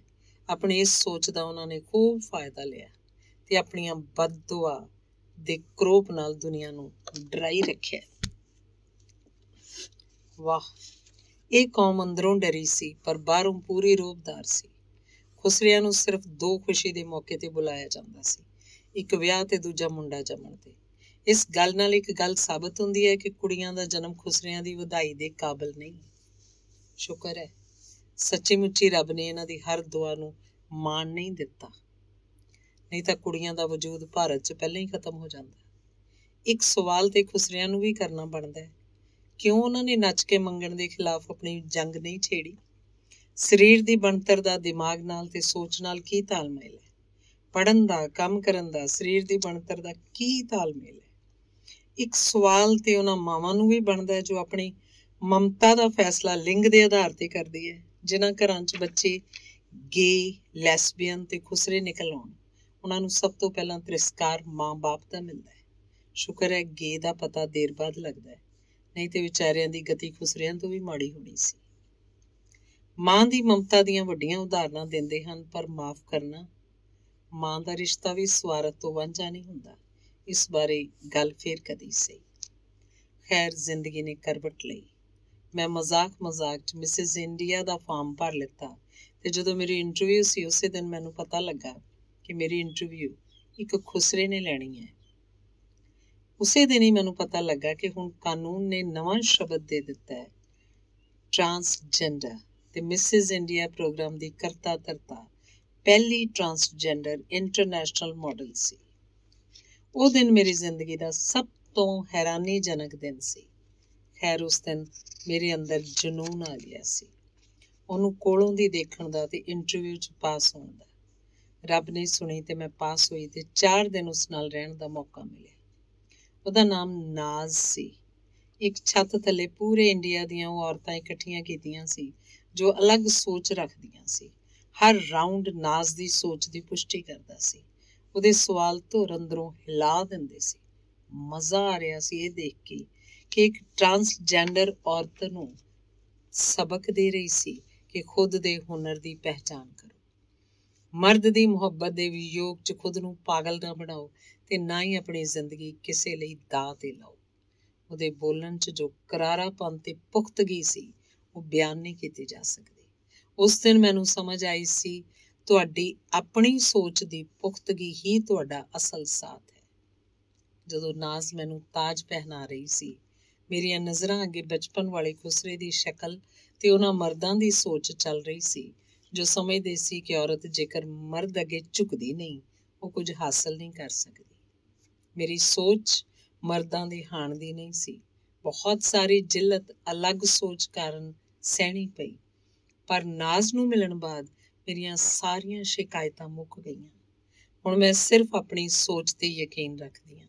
ਕਦੀ ਵੀ ਕਿਸੇ ਕੋਲੋਂ ਆਪਣੀ ਸੋਚ ਦੀ ਗਵਾਹੀ ਨਾ ਮੰਗੋ। ਅੱਜ ਦੇ ਦੌਰ 'ਚ 4 ਲੋਕ ਲੜਾਈ ਲੜ ਰਹੇ, ਆਪਣੇ ਵਜੂਦ ਦੀ ਔਰਤ, ਖੁਸਰੇ, ਗੇ ਤੇ ਲੈਸਬੀਅਨ। ਕੁਦਰਤ ਨੇ ਇਨਸਾਨ ਬਣਾਏ ਸੀ, ਉਹ ਗੈਰ ਕੁਦਰਤੀ ਸ਼ੈ ਨਹੀਂ ਸਨ, ਤੇ ਫਿਰ ਉਹਨਾਂ ਨਾਲ ਗੈਰ ਕੁਦਰਤੀ ਵਰਤਾਰਾ ਕਿਉਂ? ਅਗਲਾ ਲੇਖ ਹੈ ਕੰਧ ਦੇ ਉਸ ਪਾਰ। ਮੋਹ, ਮਾਇਆ, ਹਉਮੈ, ਕ੍ਰੋਧ, ਲੋਭ ਜਿਹੀਆਂ ਤਸਵੀਰਾਂ ਇਕੱਠੀਆਂ ਕੀਤੀਆਂ ਤੇ ਦਿਲਕਸ਼ ਫਰੇਮਾਂ ਨਾਲ ਸਜਾ ਕੇ ਆਪਣੀ ਕੰਧ ਤੇ ਟੰਗ ਦਿੱਤੀਆਂ। ਸੋਚਦੀ ਸਾਂ ਕਿ ਸਫ਼ਰ 'ਚ ਰਹਾਂਗੀ ਤੇ ਇੱਕ ਕਰਕੇ ਫਰੇਮ ਉਤਾਰੀ ਜਾਵਾਂਗੀ, ਪਰ ਮੈਂ ਨਹੀਂ ਸੀ ਜਾਣਦੀ ਕਿ ਮੈਂ ਆਪਣੇ ਹੀ ਲਗਾਏ ਦਿਲਕਸ਼ ਫਰੇਮਾਂ ਨਾਲ ਸ਼ਿਕਾਇਤ ਦਾ ਮੂੰਹ ਪਾ ਲਵਾਂਗੀ, ਕੰਧ ਹੋਰ ਲੁਕਾ ਲਵਾਂਗੀ। ਲਾਲਸਾਵਾਂ ਦਾ ਸਫ਼ਰ ਮੈਨੂੰ ਭੁਲੇਖੇ ਦੀ ਕਿਸੇ ਡੂੰਘੀ ਹਨੇਰੀ ਗਾਰ 'ਚ ਸੁੱਟ ਦੇਗਾ ਤੇ ਮੈਂ ਆਪਣੀ ਕੰਧ ਨਾਲ ਢੋ ਲਾ ਕੇ ਖੜੀ ਵੀ ਨਹੀਂ ਹੋ ਸਕਾਂਗੀ। ਰਿਸ਼ਤਿਆਂ ਦੇ ਫਰੇਮ ਨੂੰ ਸੁਨਹਿਰੀ ਢੰਗ ਨਾਲ ਰੰਗਿਆ, ਉਹਨਾਂ ਦੀਆਂ ਖੁਆਇਸ਼ਾਂ ਨਿਖਾਰਨ 'ਚ ਐਸੀ ਉਲਝੀ ਕਿ ਆਪਣੇ ਆਪ ਨੂੰ ਕੋਈ ਰੰਗ ਹੀ ਨਾ ਦਿੱਤਾ। ਸੋਚਦੀ ਸੀ ਉਹ ਕਦੇ ਨਾ ਕਦੇ ਮੈਨੂੰ ਆਪਣੇ ਅਹਿਸਾਸਾਂ ਦੇ ਰੰਗ ਨਾਲ ਰੰਗਣਗੇ ਤੇ ਇੰਜ ਇਸ ਫਰੇਮ 'ਚ ਚਮਕਦੀ ਰਹੇਗੀ ਸੁਨਹਿਰੀ ਚਮਕ। ਪਰ ਉਹਨਾਂ ਦੇ ਅਹਿਸਾਸਾਂ ਵਿੱਚੋਂ ਰੰਗ ਨਹੀਂ, ਸਪਿਰਿਟ ਨਿਕਲਦੀ ਰਹੀ ਜੋ ਸੁਨਹਿਰੀ ਫਰੇਮ ਦੀ ਲਿਸ਼ਕ ਨੂੰ ਧੋਂਦੀ ਰਹੀ। ਸੋਚਿਆ ਤਾਂ ਸੀ ਲਾਲਸਾਵਾਂ ਦੀ ਇਹ ਤਸਵੀਰ ਪੂਰੀ ਹੁੰਦਿਆਂ ਹੀ ਫਰੇਮ ਲਾ ਦੇਵਾਂਗੀ। ਰਿਸ਼ਤਿਆਂ ਦੀ ਤਸਵੀਰ ਤਾਂ ਨਿਕਲ ਗਈ, ਪਰ ਇਹ ਫਰੇਮ ਇਹ ਕਿ ਉਖੜਦਾ ਹੀ ਨਹੀਂ, ਕਬਜ਼ਾ ਕਰਕੇ ਬਹਿ ਗਿਆ ਮੇਰੀ ਕੰਧ ਤੇ। ਦੋਸਤੀ ਨੂੰ ਮੈਂ ਦਿੱਤਾ ਫਰੇਮ ਹੀਰੇ ਜੜਿਆ ਤੇ ਆਪਣੀ ਕੰਧ ਦੇ ਸਭ ਤੋਂ ਉੱਪਰ ਟੰਗ ਦਿੱਤਾ। ਸਵੇਰੇ ਸ਼ਾਮ ਉਹਦਾ ਦੀਦਾਰ ਕਰਦੀ ਤੇ ਰੂਹ ਨਾਲ ਉਸ ਨਾਲ ਮੇਲ, ਪਰ ਦੋਸਤੀ ਦੀ ਮਹੱਤਵਕਾਂਕਸ਼ਾ ਨੂੰ ਮੇਰੀ ਰੂਹ ਨਹੀਂ ਚਾਹੀਦੀ ਸੀ। ਉਹਦੀ ਨਜ਼ਰ 'ਚ ਮੁਹੱਬਤ ਦੇ ਇਹਨਾਂ ਹੀਰੇ ਮੋਤੀਆਂ ਦੀ ਕਿਸੇ ਕੱਚ ਤੋਂ ਵੱਧ ਕੇ ਕੋਈ ਹੈਸੀਅਤ ਨਹੀਂ ਸੀ। ਹੰਕਾਰ ਨੂੰ ਸਵੈਮਾਨ ਦੇ ਕੱਜਣ ਨਾਲ ਕੱਜਦੀ ਦੋਸਤੀ ਕਰਦੀ ਗਈ ਮੈਨੂੰ ਸਖਣਾ, ਤੇ ਇੱਕ ਦਿਨ ਕਹਿਣ ਲੱਗੀ, ਭਾਵਨਾਵਾਂ ਦੇ ਇਹਨਾਂ ਹੀਰੇ ਮੋਤੀਆਂ ਨੇ ਤੇਰੇ ਫਰੇਮ 'ਚ ਹੁਣ ਹੋਰ ਨਹੀਂ ਰਹਿਣਾ। ਮੈਨੂੰ ਉਡੀਕ ਰਹੇ ਨੇ ਮੇਰੀਆਂ ਆਪਣੀਆਂ ਮਹੱਤਵਕਾਂਕਸ਼ਾਵਾਂ ਦੇ ਫਰੇਮ, ਜਿਨ੍ਹਾਂ 'ਚ ਬੈਠ ਕੇ ਮੇਰੀ ਤਸਵੀਰ ਦਾ ਪੈ ਜਾਊ ਮੁੱਲ। ਪਤਾ ਨਹੀਂ ਕਿਵੇਂ ਆਪਣੇ ਜਿਉਣ ਨਸ਼ੇ ਨੂੰ ਉਸ ਨਾਲ ਜੋੜਦੀ ਚਲੀ ਗਈ ਸੀ ਕਿ ਫਰੇਮ ਦੇ ਚੌਕਟੇ 'ਚ ਉਹਦੇ ਨਾਲ ਤਰੇੜਾਂ ਪੈ ਜਾਣ ਮਗਰੋਂ ਵੀ ਮੈਂ ਹੋਣੀ ਨੂੰ ਮੋੜਨ 'ਚ ਰੁੱਝੀ ਰਹੀ। ਹੁਣ ਮੈਂ ਸ਼ਰਮਸਾਰੀ ਹੰਢਾਉਂਦਿਆਂ ਮੋੜ ਲਈ ਹੈ, ਆਪਣੀ ਹੀ ਕੰਧ ਤੋਂ ਪਿੱਠ ਤੇ ਬਹਿ ਗਈਆਂ ਸਿਰ ਝੁਕਾ ਕੇ। ਢੋ ਲਾ ਕੇ, ਆਪਣੀ ਕੰਧ ਤੋਂ ਨਜ਼ਰ ਚੁਰਾ ਕੇ। ਸੋਚਦੀ ਸੀ ਜਿਉਂ-ਜਿਉਂ ਹੰਢਾਉਂਦੀ ਜਾਵਾਂਗੀ ਤਿਉਂ-ਤਿਉਂ ਮੁਕਤ ਹੁੰਦੇ ਜਾਵਾਂਗੀ, ਪਰ ਇੰਜ ਨਹੀਂ ਹੋ ਸਕਿਆ। ਆਪਣੇ ਫਰੇਮਾਂ 'ਚ ਸਾਰੇ ਪਾਤਰਾਂ ਨੂੰ ਚੁਣਿਆ ਤਾਂ ਇਸ ਲਈ ਸੀ ਕਿ ਜੀਵਨ ਦੇ ਸਫ਼ਰ 'ਚ ਮੁਹੱਬਤ ਦੀ ਇੱਕ ਹੁਸੀਨ ਤਸਵੀਰ ਬਣੇ। ਮੇਰੇ ਫਰੇਮ ਤੇ ਉਹਨਾਂ ਤਸਵੀਰਾਂ ਦਰਮਿਆਨ ਇੱਕ ਦੂਜੇ ਨੂੰ ਅਹਿਸਾਸਾਂ ਦੇ ਰੰਗਾਂ ਨਾਲ ਰੰਗਦੇ ਰਹਿਣ ਦੀ ਹੋਲੀ ਬਣੀ। ਜੀਵਨ ਦਾ ਸਫ਼ਰ ਹੁਸੀਨ ਬਣੇ, ਪਰ ਪਾਤਰ ਆਪਣੇ ਸਫ਼ਰ 'ਚ ਰੁੱਝ ਗਏ ਤੇ ਮੈਂ ਨਵੇਂ-ਨਵੇਂ ਫਰੇਮ ਘੜਨ 'ਚ, ਤਾਂ ਕਿ ਕੁਝ ਹੋਰ ਤਸਵੀਰਾਂ ਟੰਗ ਸਕਾਂ ਆਪਣੀ ਕੰਧ 'ਤੇ। ਮਾਇਆ ਨੂੰ ਮੈਂ ਸ਼ੁਰੂ ਤੋਂ ਹੀ ਇੱਕ ਸਾਦਾ ਫਰੇਮ ਦਿੱਤਾ ਸੀ, ਤਾਂ ਕਿ ਮੈਂ ਇੱਕ ਸਮਾਂ ਆਉਣ 'ਤੇ ਆਸਾਨੀ ਨਾਲ ਪੁੱਟ ਸਕਾਂ ਤੇ ਬਾਕੀ ਜੀਵਨ ਮੌਜ ਮਸਤੀ ਨਾਲ ਜੀਵਾਂ। ਪਰ ਮੈਂ ਉਸ ਵੇਲੇ ਨਹੀਂ ਸੀ ਜਾਣਦੀ ਕਿ ਇਸ ਦੁਨੀਆ 'ਚ ਦੌਲਤ ਹੀ ਪੋਲਿਸ਼ ਹੈ, ਜੋ ਸਾਰੇ ਫਰੇਮ ਨੂੰ ਨਿਰੰਤਰ ਚਮਕਾਉਣ ਦੇ ਕੰਮ ਆਉਂਦੀ ਹੈ। ਤੇ ਚਮਕਦੇ ਫਰੇਮ 'ਚ ਹੀ ਰਹਿਣਾ ਚਾਹੁੰਦੀਆਂ ਨੇ ਤਸਵੀਰਾਂ, ਤੇ ਦਿਲ ਫਰੇਬ ਚਮਕ ਨਾਲ ਹੀ ਸ਼ਾਇਦ ਭਰੀ ਰਹਿੰਦੀ ਹੈ ਕੰਧ। ਹੁਣ ਮੈਂ ਆਪਣੇ ਆਪ ਨੂੰ ਕਿਸ਼ੋਰ ਦੇ ਇੱਕ ਗੀਤ ਜ਼ਿੰਦਗੀ ਕੇ ਸਫ਼ਰ ਮੇਂ ਗੁਜ਼ਰ ਜਾਤੇ ਹੈ ਜੋ ਮੁਕਾਮ ਉਹ ਫਿਰ ਨਹੀਂ ਆਤੇ ਸੁਣ ਕੇ ਬਹਿਲਾਉਂਦਿਆਂ ਹੋਇਆਂ ਸੋਚ ਰਹੀ ਹਾਂ ਕਿ ਇੱਕ ਕੋਸ਼ਿਸ਼ ਹੋਰ ਕਰਾਂ। ਇਸ ਵਾਰ ਨਾ ਬਣਾਵਾਂ ਕੋਈ ਤਸਵੀਰ, ਨਾ ਲਾਵਾਂ ਕੋਈ ਫਰੇਮ, ਤੇ ਨਾ ਹੀ ਉਸਾਰਾਂ ਕੋਈ ਕੰਧ। ਬਸ ਦੇ ਦੇਵਾਂ ਆਪਣੀ ਉਮੰਗ ਨੂੰ ਰਹਿੰਦੀ ਉਮਰ ਦਾ ਕੰਟਰੈਕਟ। ਨਾ ਕੋਈ ਕੰਧ ਹੋਵੇ, ਨਾ ਛੱਤ, ਬਸ ਹੋਵੇ ਅਸਮਾਨ ਤੇ ਮੇਰੀ ਉਡਾਨ। ਧੰਨਵਾਦ। ਅਗਲਾ ਲੇਖ। ਔਰਤਾਂ ਤੇ ਮਰਦਾਂ ਦੋਹਾਂ ਦੀਆਂ ਆਜ਼ਾਦੀਆਂ ਚੰਗੀਆਂ। ਜਦੋਂ ਦਾ ਪ੍ਰੇਮ ਪ੍ਰਕਾਸ਼ ਜੀ ਦਾ ਫੋਨ ਆਇਆ ਹੈ, ਮੈਂ ਮਨ ਹੀ ਮਨ ਮੁਸਕਰਾ ਰਹੀ ਹਾਂ। ਕਿਸੇ ਵੀ ਕੰਮ 'ਚ ਰੁੱਝਣ ਲੱਗਦੀ ਹਾਂ ਤਾਂ ਮੇਰਾ ਹਾਸਾ ਨਿਕਲ ਜਾਂਦਾ ਹੈ। ਮੇਰੀ ਬੇਟੀ ਵੀ ਮੇਰਾ ਮਜ਼ਾਕ ਉਡਾ ਰਹੀ ਹੈ। ਉਹ ਫੋਨ ਕਰਕੇ ਪਾਪਾ ਨੂੰ ਦੱਸ ਰਹੀ ਹੈ ਕਿ ਮੰਮੀ ਨੂੰ ਕੋਈ ਦੌਰਾ ਪੈ ਗਿਆ। ਕਦੇ ਮੈਨੂੰ ਪੁੱਛਦੀ ਹੈ ਕਿ ਪਾਪਾ ਨੇ ਕੋਈ ਸ਼ਰਾਰਤ ਕੀਤੀ ਹੈ। ਪਰ ਜਿਉਂ-ਜਿਉਂ ਦਿਨ ਢਲ ਰਿਹਾ, ਮੇਰਾ ਹਾਸਾ ਹੁਣ ਕਿਸੇ ਸੋਚ ਵਿੱਚ ਤਬਦੀਲ ਹੁੰਦਾ ਜਾ ਰਿਹਾ ਹੈ। ਮੈਂ ਛੇਤੀ-ਛੇਤੀ ਆਪਣਾ ਕੰਮ ਮੁਕਾ ਕੇ ਆਪਣੇ ਕਮਰੇ 'ਚ ਆ ਬੈਠੀ ਹਾਂ। ਮੈਂ ਫਿਰ ਤੋਂ ਪ੍ਰੇਮ ਪ੍ਰਕਾਸ਼ ਜੀ ਦੇ ਦਿੱਤੇ ਵਿਸ਼ੇ ਨੂੰ ਸੋਚਣ ਦੀ ਕੋਸ਼ਿਸ਼ ਕਰ ਰਹੀ ਹਾਂ। ਉਹਨਾਂ ਨੇ ਕਿਹਾ ਕਿ ਤੂੰ ਵੀ ਲਿਖ ਕੇ ਭੇਜ ਜੇਕਰ ਤੂੰ ਮਰਦ ਹੁੰਦੀ। ਫੋਨ ਰੱਖਦੇ ਮੈਂ ਅਮਿਤ ਨੂੰ ਕਿਹਾ, ਪ੍ਰੇਮ ਪ੍ਰਕਾਸ਼ ਜੀ ਨੂੰ ਪਤਾ ਨਹੀਂ ਕੀ ਫੁਰਦੀ ਰਹਿੰਦੀ ਹੈ, ਅਜੀਬ ਜਿਹੇ ਵਿਸ਼ੇ ਲੱਭ ਲਿਆਉਂਦੇ ਨੇ। ਪਰ ਅਮਿਤ ਨੇ ਕੋਈ ਹੈਰਾਨੀ ਜ਼ਾਹਰ ਨਹੀਂ ਕੀਤੀ, ਉਲਟਾ ਸੀਰੀਅਸ ਹੋ ਕੇ ਕਹਿਣ ਲੱਗਾ, ਜੋਤੀ ਤੇਰੀ ਸਮੱਸਿਆ ਇਹ ਹੈ ਕਿ ਤੂੰ ਸਾਰਾ ਕੁਝ ਆਪਣੇ ਆਪ ਨੂੰ ਕੇਂਦਰਿਤ ਕਰਕੇ ਸੋਚਦੀ ਹੈ। ਤੈਨੂੰ ਪਤਾ ਹੈ ਕਿ 90% ਔਰਤਾਂ ਇਹੀ ਚਾਹੁੰਦੀਆਂ ਹਨ ਕਿ ਕਾਸ਼ ਉਹ ਮਰਦ ਹੁੰਦੀਆਂ। ਉਸ ਵੇਲੇ ਮੈਂ ਗੱਲ ਨੂੰ ਟਾਲ ਦਿੱਤਾ, ਪਰ ਹੁਣ ਮੈਂ ਜਦੋਂ ਵੀ ਆਪਣੇ ਖਲਾਅ 'ਚ ਘਿਰੀ ਹਾਂ, ਮੈਂ ਮਹਿਸੂਸ ਕਰਨ ਲੱਗੀ ਹਾਂ ਕਿ ਅਮਿਤ ਦੀ ਗੱਲ ਸੱਚੀ ਸੀ। ਹਮੇਸ਼ਾ ਵਾਂਗ ਮੈਂ ਆਪਣੀ ਸੋਚ ਨੂੰ ਪਰੇ ਰੱਖ ਕੇ ਆਪਣੇ ਦੋਸਤਾਂ ਨਾਲ, ਆਪਣੀ ਬੇਟੀ ਦੇ ਦੋਸਤਾਂ ਨਾਲ ਤੇ ਆਪਣੇ ਨਾਟਕ 'ਚ ਕੰਮ ਕਰਨ ਵਾਲੇ ਆਰਟਿਸਟਾਂ ਨਾਲ ਇਹ ਵਿਸ਼ਾ ਛੂਹੰਦੀ ਹਾਂ। ਮੇਰੀ ਬੇਟੀ ਦੇ ਦੋਸਤ ਤਾਂ ਫਜ਼ੂਲ ਗੱਲ ਆ ਕੇ ਗੱਲ ਖਤਮ ਕਰ ਗਏ। ਦੋਸਤਾਂ ਦਾ ਕਹਿਣਾ ਸੀ ਕਿ ਹਾਈ ਯਾਰ, ਸਾਡੀ ਕਿਸਮਤ ਕਿੱਥੇ। ਮੈਂ ਤਾਂ ਇਹ ਅਰਦਾਸ ਕਰਦੀ ਹਾਂ ਕਿ ਅਗਲੇ ਜਨਮ 'ਚ ਰੱਬ ਮੈਨੂੰ ਮੁੰਡਾ ਹੀ ਬਣਾਏ। ਕਿੰਨੀਆਂ ਮੌਜਾਂ ਨੇ ਮੁੰਡਿਆਂ ਦੀਆਂ। ਪਤਾ ਨਹੀਂ ਕਿਉਂ ਅੱਜ ਉਹਨਾਂ ਦਾ ਜਵਾਬ ਮੈਨੂੰ ਪਸੰਦ ਨਹੀਂ ਆਇਆ। ਸਭ ਦੀ ਸਮੱਸਿਆ ਹੁਣ ਇਹ ਹੋ ਗਈ ਹੈ ਕਿ ਉਹ ਕੁਝ ਵੀ ਵੱਖਰਾ ਨਹੀਂ ਜਾਣਨਾ ਚਾਹੁੰਦੇ। ਮਾੜੀ ਗੱਲ ਹੈ। ਪਦਾਰਥਵਾਦੀ ਸੋਚ ਨੇ ਉਹਨਾਂ ਦਾ ਮਾਨਸਿਕ ਵਿਕਾਸ ਰੋਕ ਦਿੱਤਾ ਹੈ। ਖੈਰ, ਹਮੇਸ਼ਾ ਵਾਂਗ ਫਿਰ ਮੈਂ ਆਪਣੇ ਆਪ ਨਾਲ ਸੰਵਾਦ ਰਚਾਉਣ ਲਈ ਆਪਣੇ ਅੰਦਰ ਉਤਰ ਗਈ ਹਾਂ। ਮੈਂ ਕੋਸ਼ਿਸ਼ ਕਰ ਰਹੀ ਹਾਂ ਆਪਣੇ ਬਚਪਨ 'ਚ ਜਾ ਕੇ ਉਹ ਵੇਲਾ ਯਾਦ ਕਰਨ ਦਾ ਜਦੋਂ ਮੈਂ ਸੋਚਿਆ ਹੋਵੇਗਾ ਕਾਸ਼ ਮੈਂ ਮੁੰਡਾ ਹੁੰਦੀ। ਆਪਣਾ ਬਚਪਨ ਕਿੰਨੇ ਸਾਲਾਂ ਬਾਅਦ ਧੁੰਦਲਾ ਜਿਹਾ ਮੇਰੇ ਜ਼ਿਹਨ 'ਚ ਫੈਲ ਰਿਹਾ। ਅਨਪੜ੍ਹ ਮਾਂ ਪਿਓ ਦੀ ਕੁੜੀ ਕਾਨਵੈਂਟ ਸਕੂਲ 'ਚ ਪਾ ਦਿੱਤੀ ਗਈ। ਕਲਾਸ ਦਾ ਮਾਹੌਲ ਬੜਾ ਰਹੱਸਮਈ ਜਿਹਾ ਸੀ। ਇੰਝ ਲੱਗਦਾ ਜਿਵੇਂ ਮੈਂ ਪਰੀ ਲੋਕ 'ਚ ਹੋਵਾਂ। ਸਫੇਦ ਸ਼ਰਟਾਂ, ਸਫੇਦ ਨਿੱਕਰਾਂ, ਕੁੜੀਆਂ ਦੀਆਂ ਸਕਰਟਾਂ, ਸਟਾਈਲਿਸ਼ ਟਿਫਨ, ਤੇ ਸਭ ਤੋਂ ਹੈਰਾਨ ਕਰ ਦੇਣ ਵਾਲੀ ਗੱਲ ਕਿ ਕਲਾਸ ਦੇ ਪਹਿਲੇ ਦਿਨ ਹੀ ਇੱਕ ਮੁੰਡੇ ਦਾ ਜਨਮ ਦਿਨ ਮਨਾਇਆ ਜਾਣਾ। ਮੈਨੂੰ ਪਤਾ ਹੀ ਨਹੀਂ ਸੀ ਕਿ ਜਨਮ ਦਿਨ ਇੰਝ ਵੀ ਮਨਾਇਆ ਜਾਂਦਾ ਹੈ। ਗੁਪਤਾ ਮੈਡਮ ਨਾਂ ਸੀ ਸਾਡੀ ਟੀਚਰ ਦਾ। ਜਦੋਂ ਉਹਨੇ ਮੁੰਡੇ ਨੂੰ ਆਪਣੇ ਕੋਲ ਬੁਲਾਇਆ ਤੇ ਉਹਦੀ ਗੱਲ ਤੇ ਕਿਸ ਕੀਤੀ ਤਾਂ ਮੈਂ ਹੈਰਾਨ ਹੀ ਰਹਿ ਗਈ ਸੀ। ਮੈਨੂੰ ਯਾਦ ਆਉਂਦਾ ਕਿ ਕਿਵੇਂ ਮੈਂ ਆਪਣੀਆਂ ਅੱਖਾਂ ਅੱਗੇ ਹੱਥ ਧਰ ਲਿਆ ਸੀ। ਮੇਰੇ ਲਈ ਅਚੰਭੇ ਤੋਂ ਘੱਟ ਨਹੀਂ ਸੀ। ਸਾਰੇ ਬੱਚਿਆਂ ਨੇ ਕਿੰਨੀਆਂ ਤਾਲੀਆਂ ਮਾਰੀਆਂ। ਹੈਪੀ ਬਰਥਡੇ ਦੇ ਸੰਗੀਤ ਨਾਲ ਸਾਰੀ ਕਲਾਸ ਝੂਮ ਉੱਠੀ। ਸਾਰਿਆਂ ਨੇ ਐਕਲੇਅਰ ਟੌਫੀਆਂ ਖਾਣ ਨੂੰ ਦਿੱਤੀਆਂ ਗਈਆਂ। ਇਹ ਟੌਫੀਆਂ ਉਸ ਵੇਲੇ ਸਭ ਤੋਂ ਮਹਿੰਗੀਆਂ ਟੌਫੀਆਂ ਸਨ। ਉਹ ਟੌਫੀ ਬਚਾ ਕੇ ਮੈਂ ਆਪਣੇ ਘਰ ਲੈ ਆਈ। ਰਾਤ ਨੂੰ ਅਸੀਂ ਸਾਰੇ ਪਰਿਵਾਰ ਨਾਲ ਖਾਣਾ ਖਾਂਦੇ ਸੀ। ਮੈਂ ਆਪਣੀ ਟੌਫੀ ਵੀ ਆਪਣੀ ਪਲੇਟ 'ਚ ਰੱਖ ਲਈ। ਮੈਂ ਸੋਚਿਆ ਕੋਈ ਤੇ ਮੇਰੀ ਪਲੇਟ ਤੇ ਪਈ ਟੌਫੀ ਵੇਖ ਕੇ ਇਸ ਗੱਲ ਬਾਰੇ ਪੁੱਛੇਗਾ ਕਿ ਇਹ ਤੈਨੂੰ ਕਿੱਥੋਂ ਮਿਲੀ, ਪਰ ਕਿਸੇ ਨੇ ਧਿਆਨ ਹੀ ਨਹੀਂ ਦਿੱਤਾ। ਖਿੱਚ ਕੇ ਮੈਂ ਆਪ ਹੀ ਸਾਰੀ ਗੱਲ ਸੁਣਾਉਣੀ ਸ਼ੁਰੂ ਕਰਤੀ ਤੇ ਆਪਣੀਆਂ ਭੈਣਾਂ ਨੂੰ ਚਿੜਾਉਂਦਿਆਂ ਹੋਇਆਂ ਕਿਹਾ, ਮੈਂ ਵੀ ਆਪਣਾ ਜਨਮ ਦਿਨ ਸਕੂਲ 'ਚ ਮਨਾਵਾਂਗੀ। ਅਜੇ ਮੈਂ ਬੋਲ ਹੀ ਰਹੀ ਸੀ ਕਿ ਪਿਤਾ ਦਾ ਇੱਕ ਜ਼ੋਰ ਦੀ ਥੱਪੜ ਪਿਆ ਤੇ ਨਾਲ ਹੀ ਕੌੜੇ ਸ਼ਬਦਾਂ ਦੀ ਬੌਛਾਰ ਵੀ। ਕੁੜੀਆਂ ਦਾ ਜਨਮ ਦਿਨ ਅਸੀਂ ਘਰਾਂ 'ਚ ਨਹੀਂ ਮਨਾਉਂਦੇ, ਵੱਡੀ ਨੇ ਸਕੂਲ 'ਚ ਮਨਾਉਣਾ ਹੈ। ਉਹ ਮੇਰੀ ਜ਼ਿੰਦਗੀ ਦਾ ਪਹਿਲਾ ਦਿਨ ਸੀ ਜਦੋਂ ਮੈਨੂੰ ਅਹਿਸਾਸ ਹੋਇਆ ਕਿ ਕੁੜੀਆਂ ਮੁੰਡਿਆਂ ਤੋਂ ਵੱਖਰੀਆਂ ਹੁੰਦੀਆਂ ਹਨ। ਉਹ ਪਹਿਲਾ ਦਿਨ ਸੀ ਜਦੋਂ ਮੈਨੂੰ ਕੁੜੀ ਹੋਣ ਤੇ ਅਫਸੋਸ ਹੋਇਆ। ਸਾਰੀ ਰਾਤ ਰੱਬ ਨਾਲ ਸ਼ਿਕਾਇਤ ਕਰਨ 'ਚ ਹੀ ਲਾ ਦਿੱਤੀ ਕਿ ਉਹਨੇ ਮੈਨੂੰ ਮੁੰਡਾ ਕਿਉਂ ਨਹੀਂ ਬਣਾਇਆ। ਦੂਸਰੀ ਘਟਨਾ ਵੀ ਉਸੇ ਸਕੂਲ 'ਚ ਹੀ ਮੇਰੇ ਨਾਲ ਵਾਪਰੀ। ਜਦੋਂ ਅੱਤ ਦੀ ਗਰਮੀ ਪੈਂਦੀ ਸੀ ਤੇ ਸ਼ਰਟ ਥੱਲੇ ਅੰਡਰ ਸ਼ਰਟ ਪਾਉਣੀ ਪੈਂਦੀ ਤੇ ਮੇਰੀ ਜਾਨ ਨਿਕਲ ਜਾਂਦੀ ਸੀ। ਮੁੰਡਿਆਂ ਨੂੰ ਬੜੀਆਂ ਮੌਜਾਂ ਹੁੰਦੀਆਂ, ਉਹ ਇਕੱਲੀ ਸ਼ਰਟ ਪਾ ਕੇ ਆ ਜਾਂਦੇ ਸੀ। ਪਤਾ ਨਹੀਂ ਇੱਕ ਦਿਨ ਮੇਰੇ ਦਿਲ 'ਚ ਕੀ ਆਇਆ, ਮੈਂ ਜਾਣ-ਬੁੱਝ ਕੇ ਆਪਣੀ ਡਰੈਸ ਥੱਲੇ ਅੰਡਰ ਸ਼ਰਟ ਨਹੀਂ ਪਾਈ। ਇਹ ਲਿਖ ਰਹੀ ਹਾਂ ਤੇ ਇੰਝ ਲੱਗ ਰਿਹਾ ਕਿ ਮੇਰੀ ਆਤਮਾ ਉਸ ਕਲਾਸ 'ਚ ਮੇਰੀ ਕਲਮ ਦੇ ਨਾਲ-ਨਾਲ ਚੱਲ ਰਹੀ ਹੈ। 3-3 ਲਾਈਨਾਂ ਹੁੰਦੀਆਂ ਸੀ ਡੈਸਕਾਂ ਦੀਆਂ। ਹਰ ਰੋਜ਼ ਪਿਛਲਾ ਬੱਚਾ ਅੱਗੇ ਸ਼ਿਫਟ ਹੁੰਦਾ ਸੀ ਤੇ ਉਹ ਦਿਨ ਮੇਰੇ ਅੱਗੇ ਬੈਠਣ ਦਾ ਸੀ। ਇੱਕ ਤਾਂ ਮੈਨੂੰ ਅੱਗੇ ਬੈਠਣਾ ਪਿਆ, ਦੂਸਰਾ ਉਸ ਦਿਨ ਬਿਜਲੀ ਦਾ ਕੱਟ ਲੱਗ ਗਿਆ। ਸਾਰੀ ਕਲਾਸ ਪਸੀਨੇ ਨਾਲ ਤਰਬਤਰ ਸੀ। ਪਸੀਨਾ ਇੰਝ ਚੋਵੇ ਜਿਵੇਂ ਕੋਈ ਪਾਣੀ ਦੇ ਜੱਗ ਭਰ ਕੇ ਸੁੱਟ ਰਿਹਾ ਹੋਵੇ। ਅਚਾਨਕ ਹੀ ਉਸ ਦਿਨ ਸਕੂਲ ਦੀ ਪ੍ਰਿੰਸੀਪਲ ਰਾਊਂਡ ਲਈ ਆ ਗਈ। ਅਸੀਂ ਸਾਰੇ ਮਸਤੀ 'ਚ ਰੁੱਝੇ ਹੋਏ ਸੀ। ਪੜ੍ਹਾਈ ਤੇ ਹੋ ਨਹੀਂ ਸੀ ਰਹੀ। ਕੋਈ ਖੇਡ ਖੇਡ ਰਹੀ ਸੀ। ਕਿਹੜੀ ਯਾਦ ਕਰਨ ਦੀ ਕੋਸ਼ਿਸ਼ ਕਰ ਰਹੀ ਹਾਂ, ਖੇਡ ਯਾਦ ਨਹੀਂ ਆ ਰਹੀ। ਸਾਡੀ ਕਲਾਸ 'ਚ ਆਉਂਦੀਆਂ ਹੀ ਪ੍ਰਿੰਸੀਪਲ ਸਾਡੀ ਗੁਪਤਾ ਮੈਡਮ ਤੇ ਚੀਕੀ ਤੇ ਉਹਨੇ ਮੈਡਮ ਨੂੰ ਆਦੇਸ਼ ਦਿੱਤਾ ਕਿ ਜੋਤੀ ਨੂੰ ਮੇਰੀ ਆਫਿਸ 'ਚ ਬਿਠਾਓ। ਥੋੜ੍ਹੀ ਦੇਰ ਤੱਕ ਮੈਡਮ ਤੇ ਪ੍ਰਿੰਸੀਪਲ 'ਚ ਕੋਈ ਖੁਸਰ ਹੁੰਦੀ ਰਹੀ।